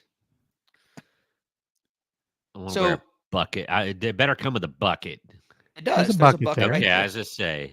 Don't you see the Colonel's mug down there on the bottom? His wee eyes. Making the criminally. Before he went teats up. So I wonder why other fast food places did not follow suit and sell their at-home kitchens. I don't know. Gary. Gary. Oodles of imitation KFC food, just like the real thing. They call it Kentucky Fried Chicken again, don't they? Because they went this KFC route trying to discount the fried part. Now I think they call it Kentucky Fried again, don't they? Last time I went to KFC, they were out of chicken tenders. I'm like, are you kidding me? How does that happen? I have no idea. It's like when we went out west and we stopped in Idaho and they were out of potatoes at the restaurant we went to. And my aunt had to eat a bag of Lay's potato chips. Those are potatoes. There you go. Not real ones. Number 15, gentlemen. I guess I got to get moving here. Yeah, Magic 8 balls. Super Sugar Crisp. We were talking about these earlier, Aric. Yeah. Okay, copyright issues made them call it a mystery ball, but Super Sugar Crisp's tiny version of the Magic 8 ball contained a paper cube with 6 possible answers, and that was cool in 1981. It is decidedly so. And it was hawked to me by a bear in a turtleneck, which is some irony. I much prefer a frog in a dickie as opposed to a bear in a turtleneck. I'm making that up. The frog in Dick'em Smacks didn't wear a dickie. He had a kerchief, just like Tony the Tiger did. He did have a kerchief. A bandana, if you will. If you will. Number 14, microscopes. Inspiring little scientists everywhere. In the 1950s, Wheaties offered a 2-inch microscope with an adjustable focusing lens that magnified objects 6 times their normal size, and finally made me realize that they really don't make them like they used to. That's a pretty cool toy. I'm going to have to be honest with you. That is sweet. In the 1950s? Yeah, that's solid. And that doesn't look like cardboard. That looks well constructed. They wouldn't have made cardboard stuff back in the 50s. No. Yeah. I bet that you could see the cholera bacteria on the flakes and know which ones to avoid. Yeah. I guess that's what they mean. He means when they say, finally made me realize they really don't make them like they used to. Because if that were offered by McDonald's in the 90s, that would be the chintziest piece of plastic you could find. You could pick off the riboflavin off those flakes with that thing, man. Hey, you said it wrong, though.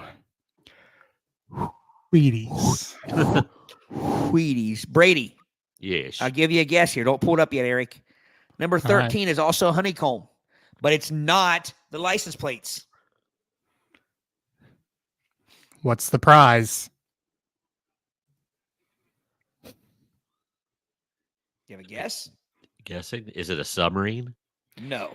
You would have been young, Brady. You would have been very young. 1974. Halloween. I'll give you a hint. All right. Butcher knife? They are monster mitts. Year-round Halloween. In 1974, Honeycomb offered plastic gloves with ghoulish designs like blue veins, eyeballs, red veins, and spiders. A scaly sea monster, and one that looked like your skin. Oh, I'm sorry. I forget. I stopped reading. So say I don't know what that little sound you made was. I should probably read until I see the period. The one that looked like your skin. It'll make more sense now. One that looked like your skin was unzipping to expose your bones. It looks like Slim your bones? Goodbody in a fever dream. Slim Goodbody. There's a great idea. Thank you, public broadcasting. No kidding. It's amazing that we're not all like saluting Karl Marx after our steady diet of public broadcasting stuff as children.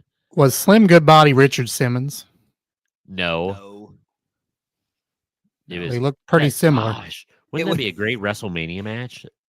Yeah. Richard Simmons versus It was Slim Ricardo Goodbody. Slimmons. That was his name. Ricardo Slimmons. So what they've done here basically is they've taken the people in the factory, in the post factory that dipped the honeycombs, the plastic gloves they had to wear. They just put some graphics on these basically. That's all it is, like a plastic. Let me bring us back up here. Is that an eel on that one glove? No, it's a scaly sea monster. You fool! You fool! Simpleton! Can't you see that's a sea monster? Can't you see the blue veins in the eyeballs? Can you not see that it's in the sea? Can I not see with that big eye on the red glove? All right, Actually number frightening. 12. 1973. Richard Similar. Richard Similar. 1973. Pink Panther. 5-in-1 spy kit. This, by the way, this spy kit contained secret whistle. What's a secret whistle? Like a dog whistle? Magnifying Aric, glass. do the secret whistle silently. I'll tell you what happens. Make a motion.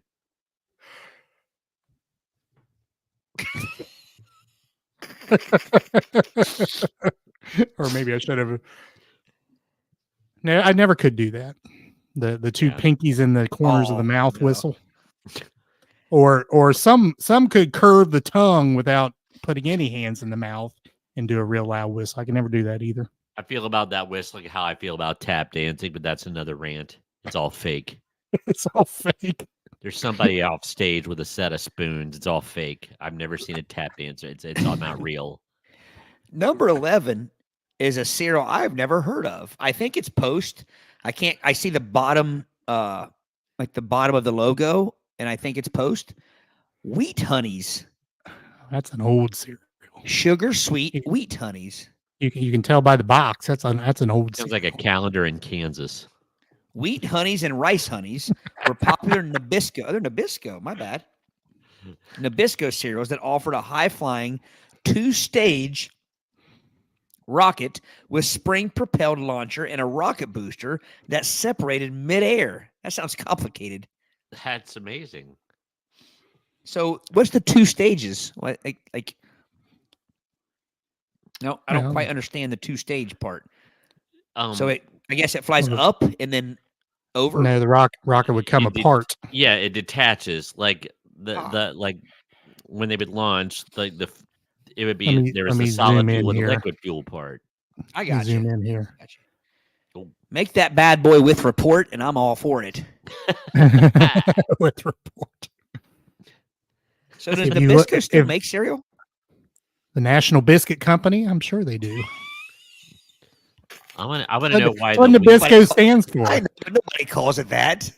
The National Biscuit Company. Well, why was the little wheat man packing heat, man? That's a bee. The wheat man packing heat, man. It's a bee, man. Oh, it's a bee. Yeah, he's got a stinger. He doesn't need to be packing 2 6-shooters. Bees don't have that long a torso. That thing is not anatomically correct. And bees don't have the ability to use weapons. And bees don't have giant faces. They have pretty small faces, like hidden. True. Like number 10, Star Wars droid viewers. Droid. This comes from Cinnamon Toast Crunch. And by the way, this is 2015, so this isn't that long ago. Droid viewers. Yeah. Wouldn't a droid viewer technically be a TV? Number 9, Steve Urkel for President campaign buttons. Oh, Lord. God. I've never eaten an Urkelo. Urkelo. That was the type of cereal. It was the cereal. You're Urkelo. serious? Oh, yes. That is cereal? That is the dumbest thing I've ever heard in my life. There it is. But I got to say, Aric, the Urkelos are pretty lame, but the the promotion's actually pretty cool. So you had nifty campaign buttons and sweepstakes for a trip to Washington, D.C. That's pretty cool. That's solid. I'm sure that's more solid than a lot of the primary candidates. True. Look So- Brady. So in one night, Brady says the F-bomb and goes political in the same episode. What's up with that? It's I Monday, told you, I'm shows early. shows Get us devolving. You're going to get us canceled, Brady. All right, so just throwing this out there for another possible topic at some point. Urkel being one of those TV characters that was just absolutely run into the ground. So TV shows that were their overuse of a character or a phrase that became detrimental. So I'll leave that hanging there because I think that could be a topic at some point. I think so. Next week. Yeah. Yep. Josh, welcome, Josh. Yes. I will agree with Josh. Oddly enough, I like the after milk better than the actual cereal. After milk. I don't want milk and I don't want after milk. How do you eat cereal with no milk? I eat it, but remember, I eat it with a fork, so it just beats down the dust and it doesn't soil. And then you my just pour out the cereal. milk? He forks it out, then pours the milk out. Be careful. Don't make the same mistake I did, Say. evidently. So number 8 is Chris still with us? Poppin' ships, real life battleship. Anyone? In the 1960s, Captain Crunch offered 3 handheld, is it galleon ships with a little button that if hit with a flicked marble, would explode into pieces.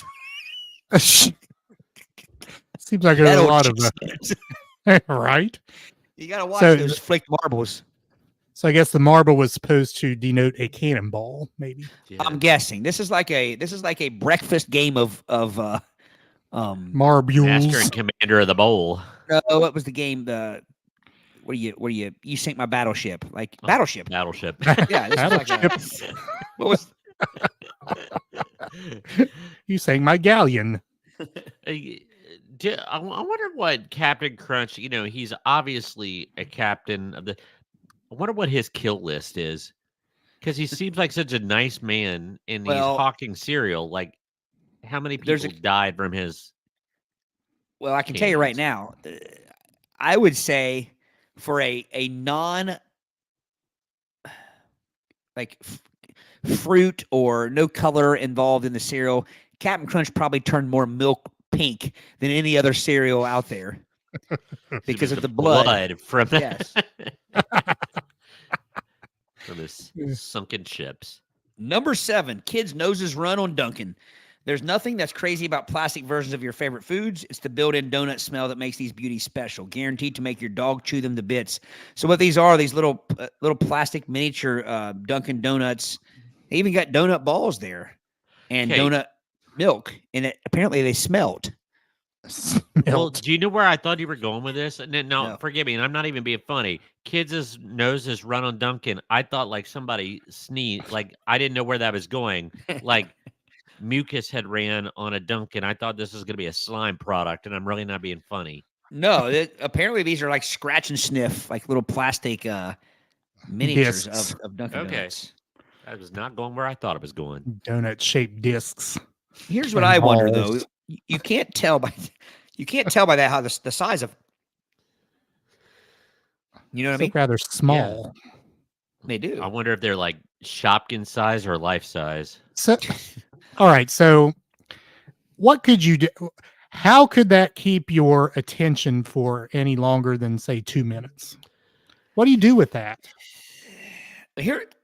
Here's what I notice. Now, donut balls are supposedly the centerpiece removed from the donut, right? Yes. Look at the size of those balls. They do not fit in those donut holes. Those They do balls did not come from those donuts right there. I have a problem with that. That's poor management or quality control. How many donut holes do you actually think came out of the center of donuts? I don't think many of them do. I think don't know they that they especially make do. the donut holes. I don't know that they do, but that's what they're supposed to represent, I think. And really, that's what they should be called, what you call them, Yeah. donut balls, because you can't have a hole. A hole is a negative space, right? You can't do Yeah. that. You can't. Maybe I'm wrong. Maybe if we have anybody out there that are I think are donut experts, I thought the balls came from the holes. I think that's where it started at. Is like probably there is a mass-produced donut, a donuttery that would poke it out, and they didn't want all of it to go to waste, so they just said, "Well, we could put these to use. These are small snackable donuts." So they, that's what I'm guessing. I can see that. I compare it. You guys remember the last wild night of Scrabble we played? Our hedonistic days. I knew you remembered it because I gave you guys both the ass kicking you deserved, and that was not expected, even by my own wife, who said, "Really, you beat them at Scrabble?" I have you know I'm a great speller, but anyway, if you remember right, we went to Cracker Barrel the next morning. Crackle Barrel, and I tried to order my favorite Crackle Barrel breakfast, eggs in a blanket, and they don't have it anymore. Now they have eggs in a comforter, which is bull crap. but eggs in a blanket, they were 2 pieces of toast with like the center, like the egg in the center of the toast. Right. But the perfect thing about Cracker Barrel was when you ordered eggs in a blanket, on the side of your plate, you got the 2 discs of toast that they popped out of the center to fry the eggs in.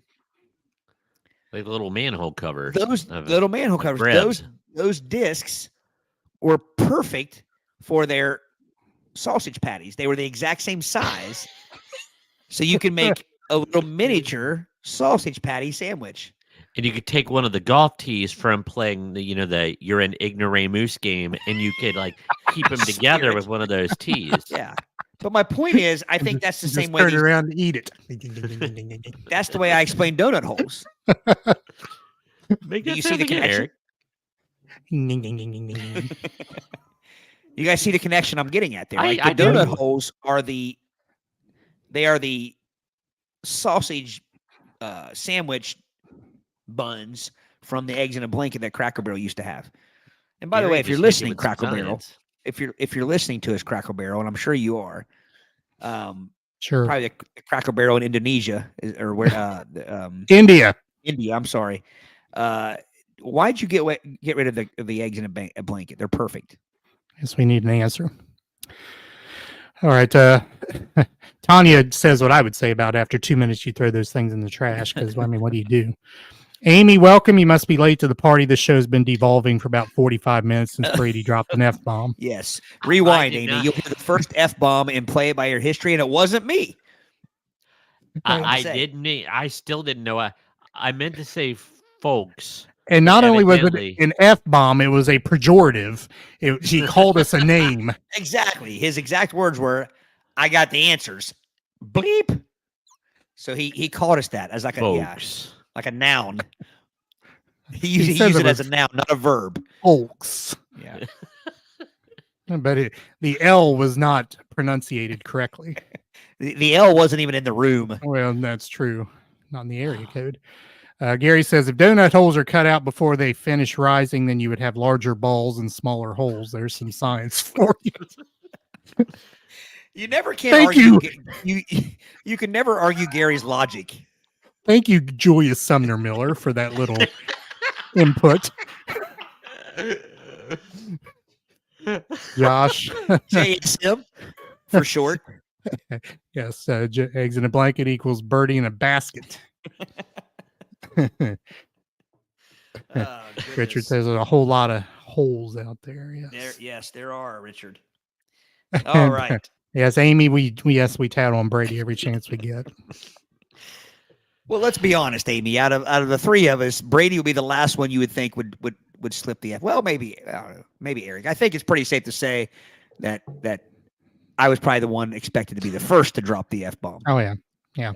I think what the worst part about it didn't slip to be used. It was like I didn't realize I did it. They started cackling and guffawing, and I had no idea that I think I just did not enunciate well. So of course, Julius Sumner Miller is Gary's hero. I think I always liked Julius Sumner Miller because the name Sumner was the guy on not Falcon Crest, Falcon Crest. It was The U.S. crap. Congress Knots pre-Civil Landing. War. Knots Landing. It was the Gary. What was the guy that sold the reverse mortgages? Holy cow! You were like 7 years old when Knots Landing was out. Why were you watching Knots I love Landing? Knots Landing. I watched it with my mama. Sumner That- was the that- guy. Who is Sumner? You know him. I don't know, but that show was the lamest connection to a parent show ever. When did they ever show JR and Bobby Ewing? You know, this black sheep Gary moves out to California to some cul-de-sac. I mean, that's a dumb I will not show. sit here and listen to you bash Knots Landing. Hey, I sweet talked my nurse in 4th grade when I was in Children's Hospital for a brief spell into letting me stay up and keep the TV on so I could watch Falcon Crest in Dallas. See, My I go powers of Dallas? persuasion. Dallas #1, Knots Landing #2, Falcon Crest a distant #3. See, Falcon Crest got #2 because it had Lorenzo Lamas in it. Lorenzo Lamas. Okay, I was gonna go Knots Landing as #2 because I had Nicolette Sheridan in it, and you went the All right. complete opposite way of that. Hey, Falcon Crest had Jane Wyman, the former Mrs. Reagan, too. Well, I always Knots call your Landing had Ted Shackelford and Kevin Dobson Dallas had Charlene Tilton. I rest and my case. Constance McCashin. yeah, no. Constance McCashin is no Charlene Tilton, let me tell you. She And was Donna no Victoria Mills. principal. Donna All right. Mills and Joan Van Ark, fellas. Joan Van Ark. Or Oh, Michelle Lee. Michelle Ooh, Phillips. I did. Michelle And Phillips. Michelle Lee. On the Michelle Manners and the Phillips. Pappers. Yes, No, Michelle Mich- Phillips was Nicolette Sheridan's mom in Knots What? Landing. Yes. Oh. Don't you question me about Knots Landing. All right. If you're a true fan, let's hear the Knots Landing theme song. I don't remember that. Come on. But I'm trying to want remember.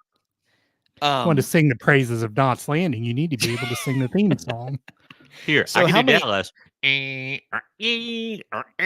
That's Dallas. That's Dallas. He Yeah. said Dallas. Yeah. Yeah. But I'm trying to remember who was Sumner. Like William Defane. Devane, not Defane. That was Tattoo in Fantasy Island. Defane. Bite my biscuits, gentlemen. All I know is he sells reverse mortgages on TV. In gold. In gold. After doubloons. who was the guy that tried to run for president from Fred Thompson. Fred Thompson? Yeah, he was the first reverse mortgage guy. Correct. William was on Devane, he Sun- didn't age. William Devane didn't age in like 47 years. He looked the exact same. Fred True. Thompson was in a primetime drama too. Yeah, that's crap. What was he in? Boy, we'd gotten away from Law our and original Order, wasn't he? topic. Law and Order. Let me look it up. Well, he was an Law and actor Order. before he was a politician. Yeah. Law and Order. I say Law and Um, Order. He was in Die Hard. You say Law and Order? Yes. Crap. He was in The Hunt for Red October. He was. No Way Out, The Hunt for Red October, Oh, Die Hard yeah. 2, Electric Boogaloo, Days of Thunder. He Ulysses S. Grant and Bury My Heart at Wounded Knee. I can't see him playing Ulysses S. Grant. And you? I don't know why No. that struck me funny. He played Andrew Jackson also, He was in several of the Law and Orders. but I don't think that was his big show though. Maybe it was. He was in Wise Guy, China Beach, Matlock, In the Heat of the Night. What? He was in The Heat of the Night? All right. Oh, let's- Matlock. It was Matlock. we better get this back on track. I'm afraid we're going to lose our audience. This All is right. even a lupine distraction for us. Number 6, Mommy, there's a creature in my Dairy Queen. Like most people, we've imagined what might be living inside our raspberry fudge bliss blizzards. Turns out it's a green-skinned demon with detachable ponytails. Collect them all. Nice. Are I they don't remember Dairy spoons? Queen ever giving away any Spoons? kind of toys. It looks like a zombie strawberry shortcake. Where do you put that toy? Yeah.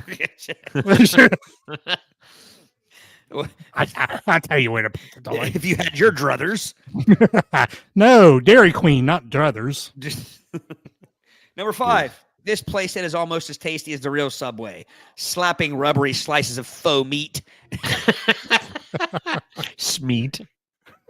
Meat. Like spam. Now that is the beginning of a sentence I never thought I would say. Slapping rubbery slices of faux meat.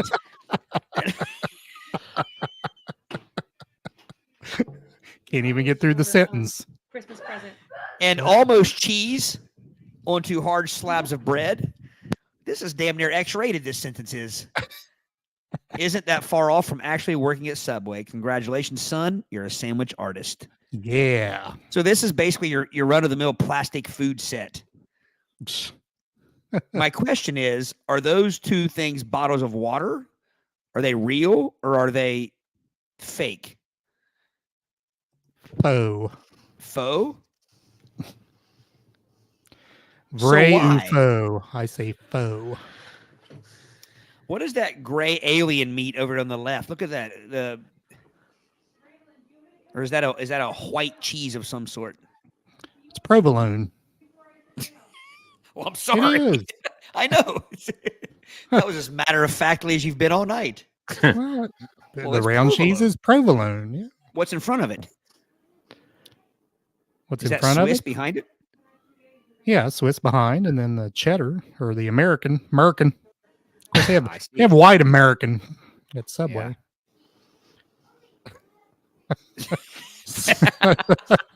Okay, Gary, that's going to work a lot tonight. Yes, it is.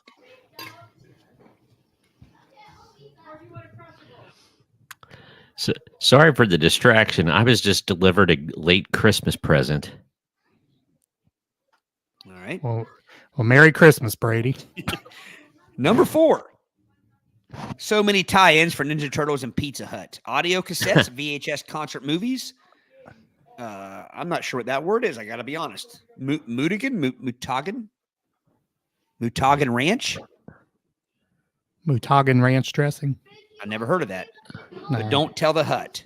There's a pizza tossing. Raph, like Raphael. Raph action figure that spews Domino's pies. I'm guessing here they just gave away figures like action figures, like turtle action figures at Pizza Hut. Yeah. I don't remember that. No, I don't either. Probably beyond my Pizza Hut days at that point. Number 3, more ways for Barbie to lose teeth at Tim Hortons. If a honey cruller doesn't rot the molars out of Barbie's jaw or her maw, how about a puck delivered at 90 miles per hour straight to her chompers? Currently only available at Toys R Us Canada, where they still have Toys R Us. Well, how about that? Hey, I thought Wow. Toys R Us were coming back. I don't know if the stores are coming back, like got little pop-up stores in malls and such. Yeah. Tim Hortons, the way to buy donuts. All right, top 2, gentlemen. Top 2. We can put this bad boy to bed. Speak ad slogans, boy. Say yo quiero, Taco Bell. Yo quiero This Taco version Bell. of the Yo Quiero Chihuahua toy portrayed him as a revolutionary, complete with Che Guevara beret, leading to newspaper headlines like Latino leader calls for Taco Bell boycott. Viva Gorditas. Wow. There's a lot to unpack right there. There is. I don't think I pronounced half of that stuff right, but I tried. Che Guevara got glamorized, and he was a mass murderer. Well, we've talked about this before. Yeah. I when I see people wearing the T-shirt, I feel like Like you have no idea. Setting them straight. setting them straight and telling them they're not as cool as they think they are. So is this just a little stuffed Taco Bell dog that they gave? Is this what this is talking about? Kind of looks like it. Yeah. Wow, that's so disturbing. That's disturbing on many levels. Yeah, it is. But let's be honest. I don't think they were trying to go there. I mean, how do you not try to go there by doing that? Yeah, that's It's the only way. It's the only thing you can take away from that. Well, other people wear berets with a symbol on it. What's the symbol? That? I can't see. The symbol's a dog, isn't it? It's red. It's a Che Guevara symbol. I don't think it actually is, but I agree. It looks bad, but I just can't imagine they said, "Hey, let's make a Che, a Che puppy, a Chuppy, Chuppy." Number one. 16-bit Ronald makes the world safe for McDonald's. From the folks who brought you Sonic Treasureland Adventures, gets surprisingly good reviews. Ronald beats up anthropomorphic, there's that word again, food, to gather pieces of a treasure map, which ultimately sends the clown back to McDonald land for a heaping helping of cholesterol. So this is a Sega Genesis game, fellas, ladies and gentlemen. And again, this is not something you got in like a Happy Meal. This is, I assume they just played. You just bought it like a any other trademarked video game. I got my friend Doug had this. Oh, I can't imagine he didn't. This looks like a game though that you got for free, like when you subscribe to like a Sega Genesis monthly magazine or something. Yeah, I bet if you collected like receipts, and after you reached a certain level, of receipts, and you could get that. So wonder how many, does do you think Grimace and Mayor McCheese dole out a whipping to the Hamburglar?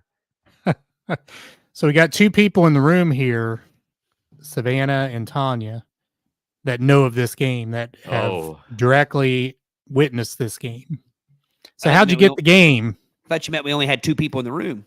No, we got 12 surprise people me at this point. How many? No, you said we were going to lose our audience. Our audience has stuck through all this nonsense, believe it or not. So Brady's dropping F-bombs, predicting poorly. And our audience has increased since all that happened. So Savannah and Tanya, how'd you come about getting the Sega Genesis McDonald Land game? Gary also makes mention of the donkey-faced chihuahua. It sounds like an insult. You donkey-faced chihuahua. Circuit City. I forgot about it. I love Of course Circuit City. Of course you got it at Circuit City. Absolutely. I love Circuit City. Such a 90s sort of place. Yeah. I bought a TV from Circuit City, and then they went out of business shortly after. Wow. I remember that. I remember wondering what would happen if I needed the warranty or whatever. I didn't, but 11 years. Yeah. Chris. He is, Chris. Off Brady, the rails. Yes, come on. Yeah, get him back in line. Savannah said her brother got it. His grandparents bought it for him in Florida. Richard used to buy stuff at Circuit City, as did I. Circuit City had an aroma to it. I don't know what it was. Circuits. Like circuits. Yeah, right. Well, the floors were kind of plasticky, rubbery, sort of. I think maybe it's the floors. Hang on, Tanya shut the doors. Tanya shut the doors so on you're February the reason 28th. You shut them. Yeah, and that's the reason why you got it from Circuit City. It was an employee discount sort of thing. What was the store that went in immediately after Circuit City there in Eastgate? Was it Sun? I thought it was H.H. Gregg. Well, that was a different location. Circuit City was in a place that's no longer there, like that end of that strip by Office Max. It was down that way. Oh, that's right. Yeah. So Sun was before H.H. Gregg, right? Yes. Like the Sun appliance store, and then H.H. Gregg. Circuit City became a Borders bookstore. That's what, like Tanya, it's Marshall's now. It's there. It's still there. Yeah. There you go. Yeah, but I was thinking of Sun, like right there behind like Frisch's. Right behind Frisch's, yes. Yeah. That became an H.H. Gregg, I believe. Yep. And then they went out of business. All right, that's the list. Tanya waxed those floors, those rubbery. And Richard agrees. He knows the Circuit City aroma. He understands. All right. How would you describe it? Smoke, like burn, like no electronics. I mean, it smelled like plasticky, rubbery, sort of. And feet. I don't know. I'm just unwashed feet. Caked feet. Kate. I don't know what that means, but it sounds awful. All right. Good topic. Visit our website, www.playbyyourpodcast.com. Moving on to our game of the night. Word teasers. Word teasers. So to remind you about word teasers has questions based upon slang from other countries. The slang tends to be either British or Australian. But so then the co-hosts have to figure out what the correct answer is, or what the word that we're talking about in the sentence means. And the Kyle Chris, I agree. King rule is in effect. Biggs was pretty fantastic. Biggs was. And of course, Chris, Kyle King rule always applies. So does the little red arrow, does that mean he's watching on YouTube? He's watching on YouTube. So Tanya, you see, is watching on Facebook. I see. I just now noticed that. Wow. Yeah. All right. And as a matter of fact, we have 3 people watching on Brady's Facebook, 1 watching on Twitter, the X, 4 watching on the podcast Facebook, and 4 watching on YouTube's. So that runs down our viewership right now. So none watching on mine and Fiskus's Facebook. Thanks a lot, our friends. Yeah. Hey, Right. They're sticking around for my train wreck tonight. Amy says Biggs was their family shopping trip. Biggs was owned by the French. Did you know that? I didn't know We. that. What the hell? I'll tell you what freaked me out about Biggs is back in the seafood section, they had the live eels. And you walk by in the eel tank. Yeah, I think that's where they threw tardy employees, was in the eel tank. All right.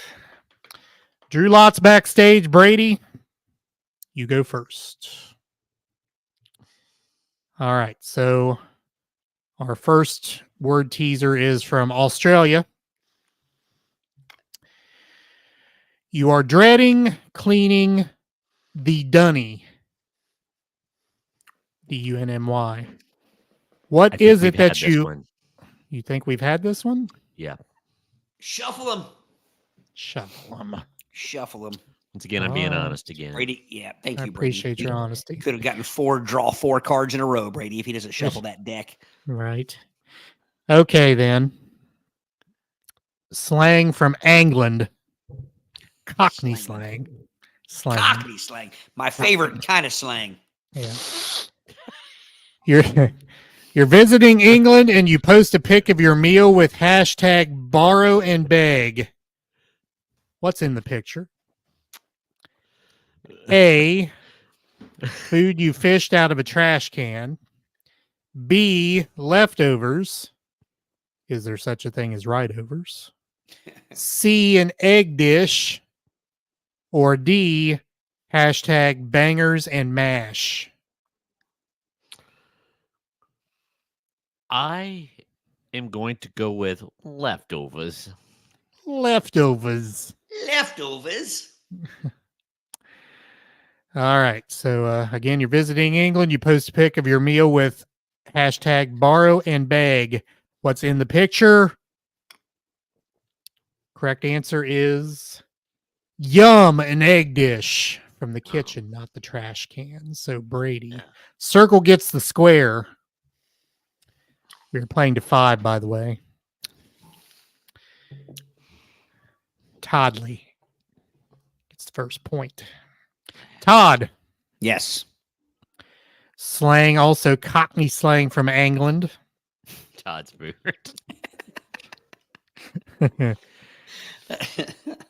If you find yourself in the lion's lair, what are you doing?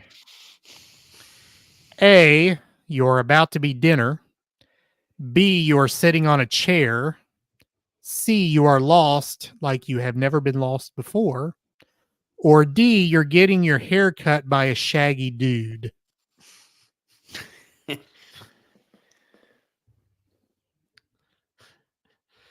Can you repeat them one more time? Not the slang, not the Cockney slang. Okay. The answer. So the choices. Yeah. A, you're about to be dinner. B, you're sitting on a chair. C, you are lost like you've never been lost before. Or D, you're getting your hair cut by a shaggy dude.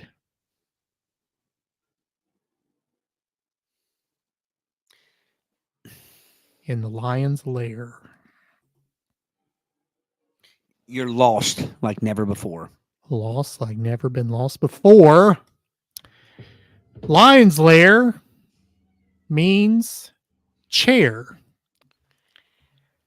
You're not going to believe it, but I actually was going to guess that, but it just sounded a little too silly. You know what I mean? Like I talked myself out of it. Right. X gets the square. Brady, slang from Australia. Your Aunt Edith is feeling chock-a-block. What does she really not need from you right now? A, more of your smart mouth. B, dessert or any more food.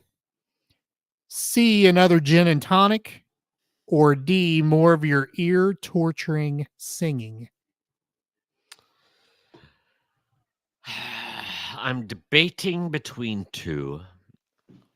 And since it's Australian and not British, I'm going to go with dessert. If it was British, I was going to go with gin and tonic. But since it's Australian, I'm going to go with dessert. Okay. Aunt Edith is full. Please, not another tasty morsel. And that says a lot because, Aunt Edith can pack away grub like a bear about to hibernate. Brady. Yes. Gets the point. Now, Brady, you've done so much tonight that your mother has showed up. That's right. Mrs. Liming. Linda knew. It's a good thing you just now showed up. Your son has been off the rails. He has been.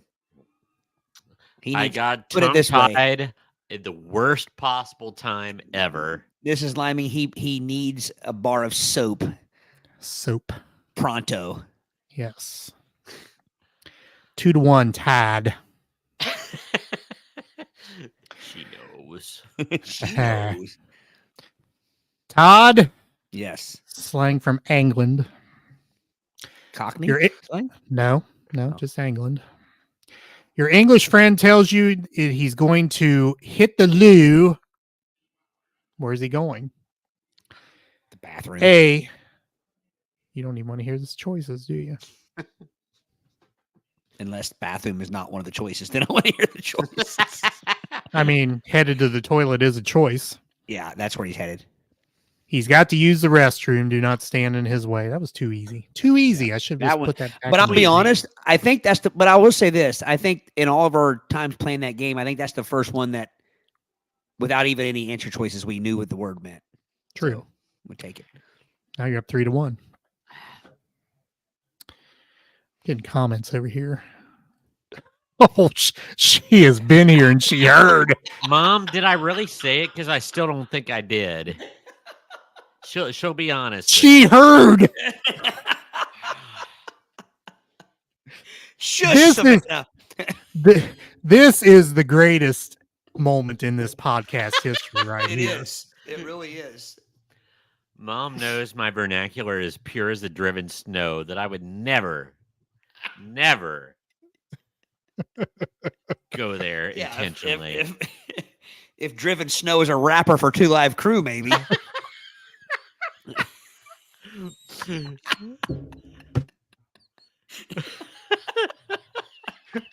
That was the quote of the night right there. All those who will enjoy it. Did I make a scoring mistake here? Apparently so. Apparently it's tied. Is it tied? Yeah. It's tied 2-2. Toot sweet. Toot sweet. All right, Chitty. Chitty.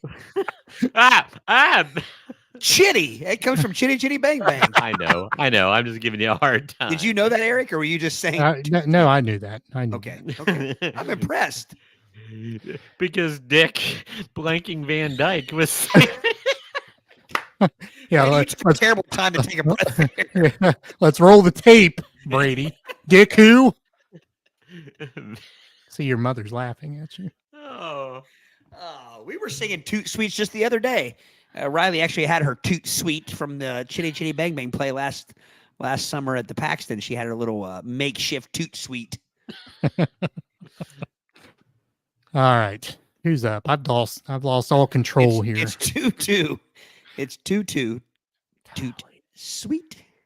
Toot sweet. Oh, I just didn't hit save. It says 2-2. There. There we go. Got it. All right. So who's up? Brady. Todd, yeah. Brady. All right. Slang Australia. As you're headed out the door, a neighbor yells, "Grab a flano." What's she yelling about?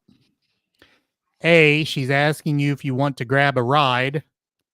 B, grab a fire extinguisher. Quick, put out that flame. C, she's made fresh flan and she's inviting you to eat some. Or D, she's telling you to grab a flannel shirt. It's cold out. I can't even. Wowzers. That one's as easy as the one I had. I think it's going to be the last one. Grab a flannel shirt. The temperature's dropping like paratroopers. Was she heading to the Brown County Fair Yeah. Or the For Pearl some- Yam concert. to get dumped? Some pork tenderloin. You haven't lived until you've gotten a pork tenderloin at the Brown County Fair and gotten dumped at the hog barn. Oh, yeah. Right. Right? Is it just me? All right, Todd. England. Not Cockney? Cockney. Not Cockney. This is the Sans Queen's Cockney. English. When Aunt Barbara says, excuse me, let me try it again. When Aunt Barbara drops a clanger, why does the room go silent?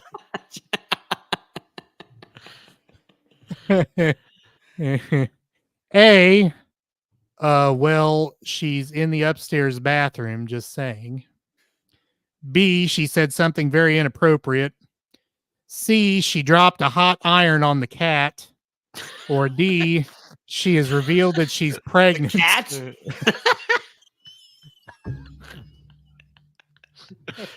Oh, gosh. Because that's going to determine my answer.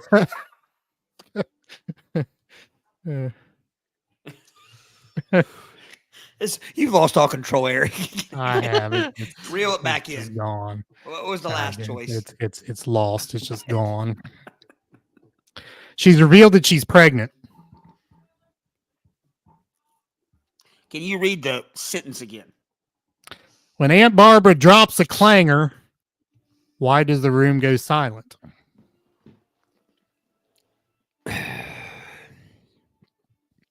So the first one's drop a deuce. The More or second less, one is yes. the second one is drop. The second one Brady did earlier, drop an F Yeah, bomb. right. I'm yes. going with B. Okay. Aunt Barbara has done or said something inappropriate or embarrassing. In Aunt Barbara's case, probably both, or in Brady's case, probably both.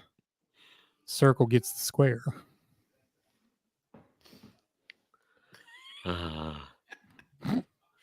This is a fight. This is a fight for the end. To the end. It is.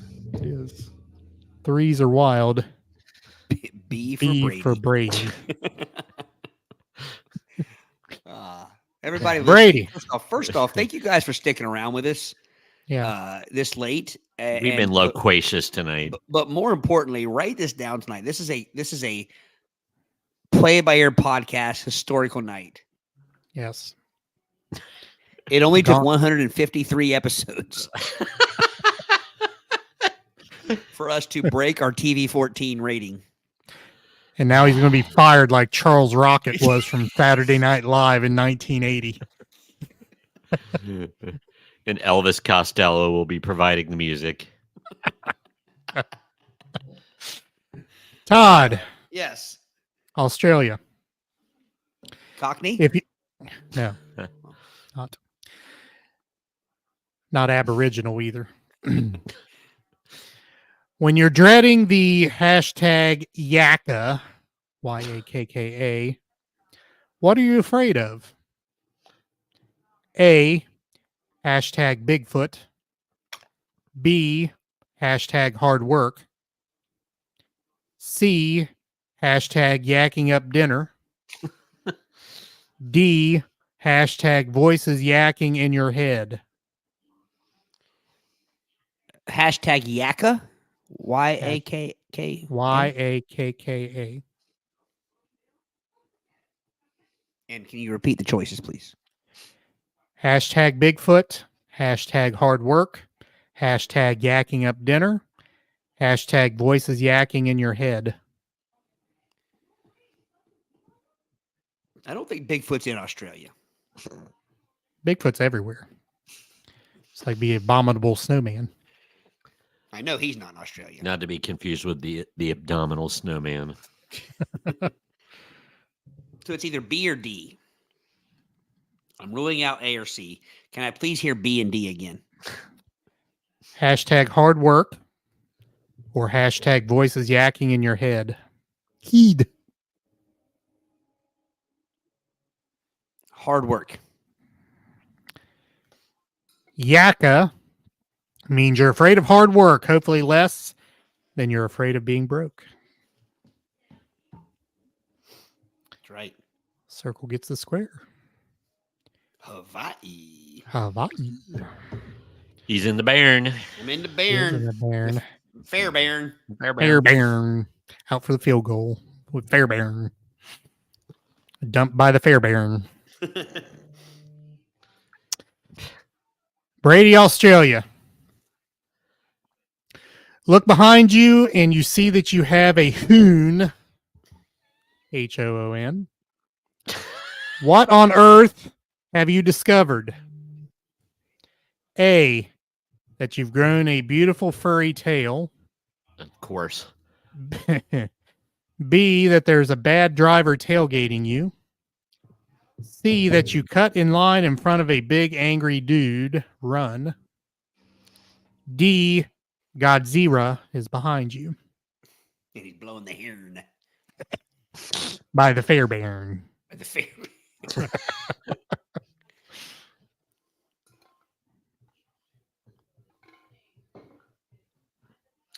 What was the second one? There's a bad driver tailgating you. That's what it is. A hoon is a hooligan or bad driver who's right on your tail. Yeah. X gets the square. This is for all the marbles. It is. So I believe I'm going to make an executive decision here. And give me the win? No.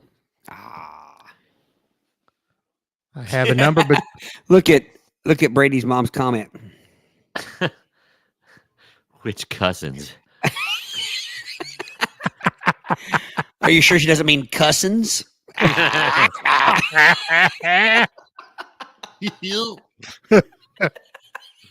Oh. Brady dropped a clanger. Better watch that or you're going to have a hoon following you. All right. I have a number between 1 and 10 that I'm going to write down. Okay. Closest to the number gets the question. What?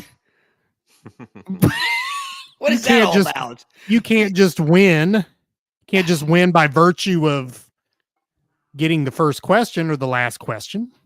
Tell that to the NFL. That's why they flip a coin to see who gets the ball first. You don't. You don't. If you kick a field goal, the other guy gets a chance, right? But in this case, if Fairbairn kicks a field goal, the other guy gets a chance. But in this case, if the person misses, the other team wins automatically. That's the rule that needs to be changed, not this. Oh, we'll have this out after the episode. I don't like this at all. I'm the MC. I'm the DJ. You're the rapper. Oh, All right. You're Brady's savior is what you are at this point.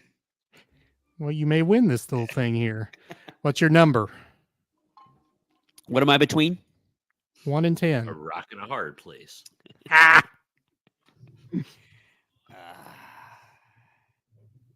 Do I give the number first or Brady? You Your said, what's turn. your number? You talking to me? Yeah. You talking to me? I'm going 4. 4. Brady? 1. 1.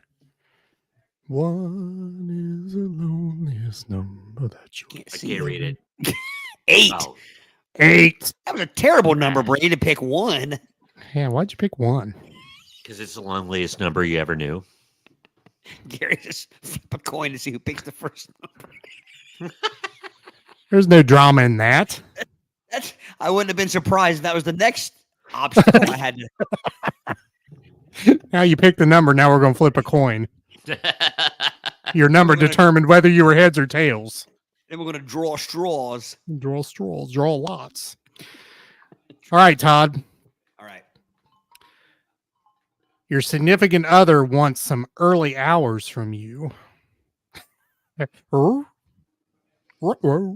This has to be fiction. What is she looking for? A, for you to get out of bed before 12. B, to go grocery shopping for her. C, some roses would be nice. By the way, this is Cockney slang. I didn't say that. I knew it. Okay. I could tell. I could tell. D, to wake up early and go to breakfast with her. None of those were the answers I was thinking. Wow. I was thinking a little something. It is fiction. Brady, what do they call that again in the This was pre-marriage poll. Brady, there's a word they use for that. What is that? Brady just... None of us are under the influence of intoxicants. We are just getting really slap happy right now. Oh, goodness. Can I hear those again? Can I hear all that again? Holy cow. Sorry. Your Secret significant number. other wants some early hours from you. What is she looking for? For you to get out of bed before 12, to go grocery shopping with her, some roses would be nice, or to wake up early and go to breakfast with her. For the win. For the win. To wake up early and go to breakfast.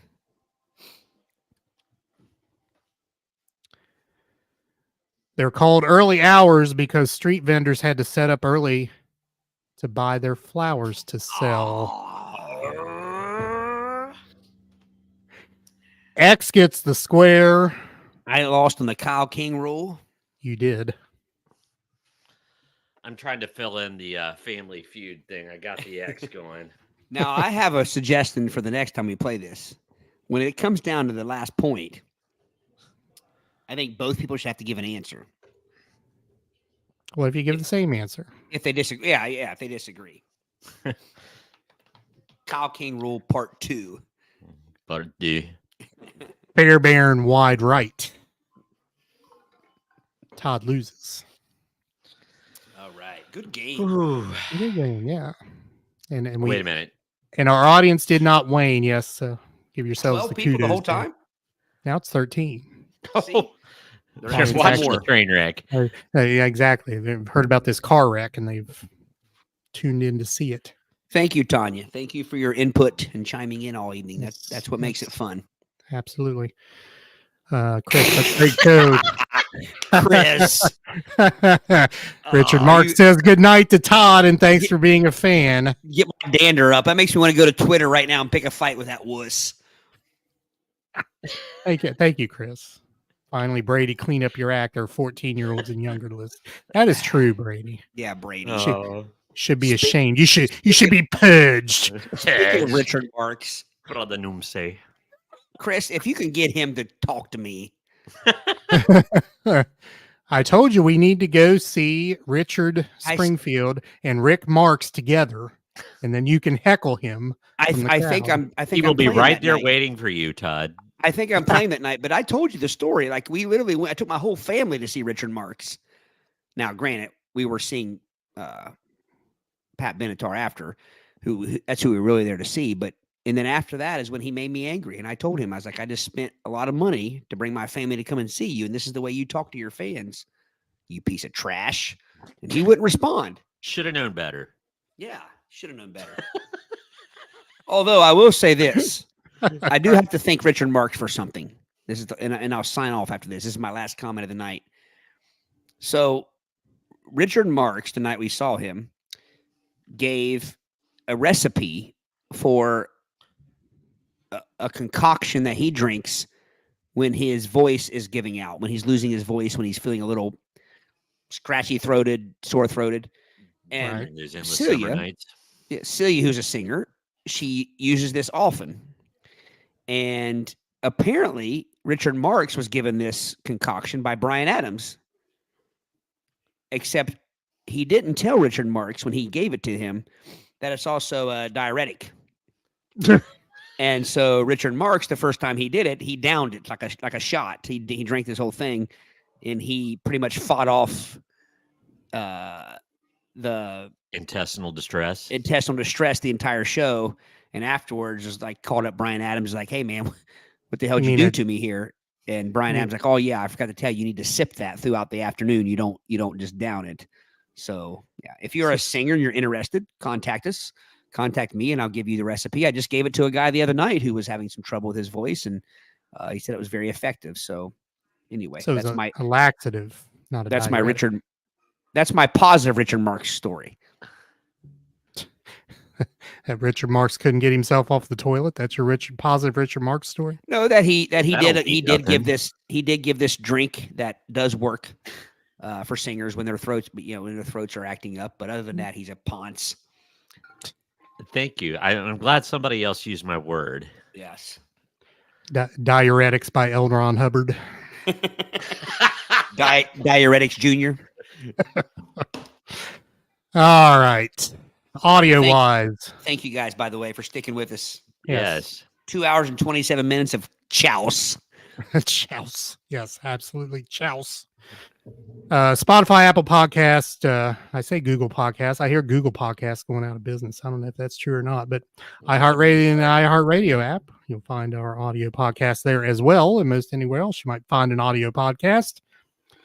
Video, we're also on Spotify there. YouTube's search Play It By Ear podcast. Follow our channel. Give us some up. I always forget to tell about giving us positive reviews and thumbs ups and all that. That means a lot. It does. No Karens. Yeah, right. Also on Twitch. Social media, we're on Facebook, X, and Instagrams. All those links are on our website, playitbyyourpodcast.com. You can also interact with us via email, admin@playitbyyourpodcast.com. You can leave a voice message by clicking the link at your podcast provider or on our website. There's a link as well. Anything else to add to this plane crash? Various X's. I got to be honest. I'm impressed. First off, with all of our audience tonight. We've told you guys many times. You make the show fun. If it were just us three hanging out in Eric's bedroom, still, we'd be having fun. But shush, Brady. You need to reel it in, Brady. Brady's mind's in the gutter tonight. Charles Rocket. Charles Rocket. But I'm saying, like, our audience truly makes it fun, and just the fact that there's 12 people tonight stuck with us and chimed in for the most part, and that's awesome. But I gotta say, Chris, he's the man. Chris or Gary or Tanya or anyone else listening, but Chris, I think you can do it. We would love to have our first, what do you want to call it? Our first famous guest on the show be Richard Marks. if you can deliver us Richard Marx, we will be forever grateful.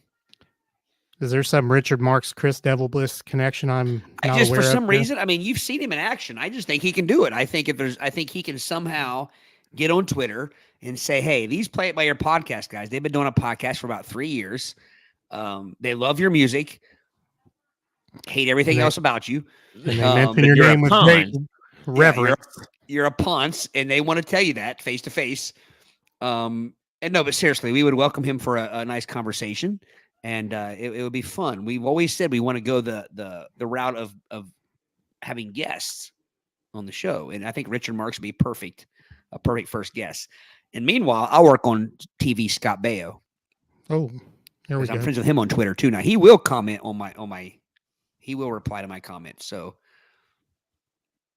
Aric, I know you fancy You're on a yourself first tweet basis with Scott Baio. Every once in a while he'll yeah. And Aric, I know you have you've been in some deep conversation on Twitter with some characters.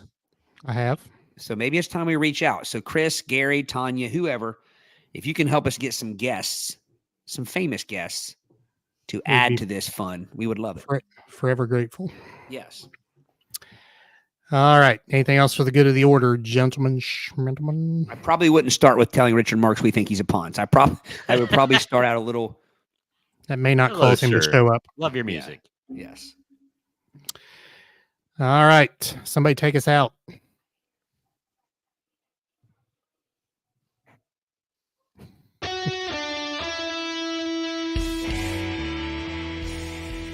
Thanks for listening to the Play It By Ear podcast. You can follow us on Facebook, Twitter at Play It By Ear Pod 2, and our website at anchor.fm/Play It By Ear podcast. Thanks again, and join us next time as we play it by ear.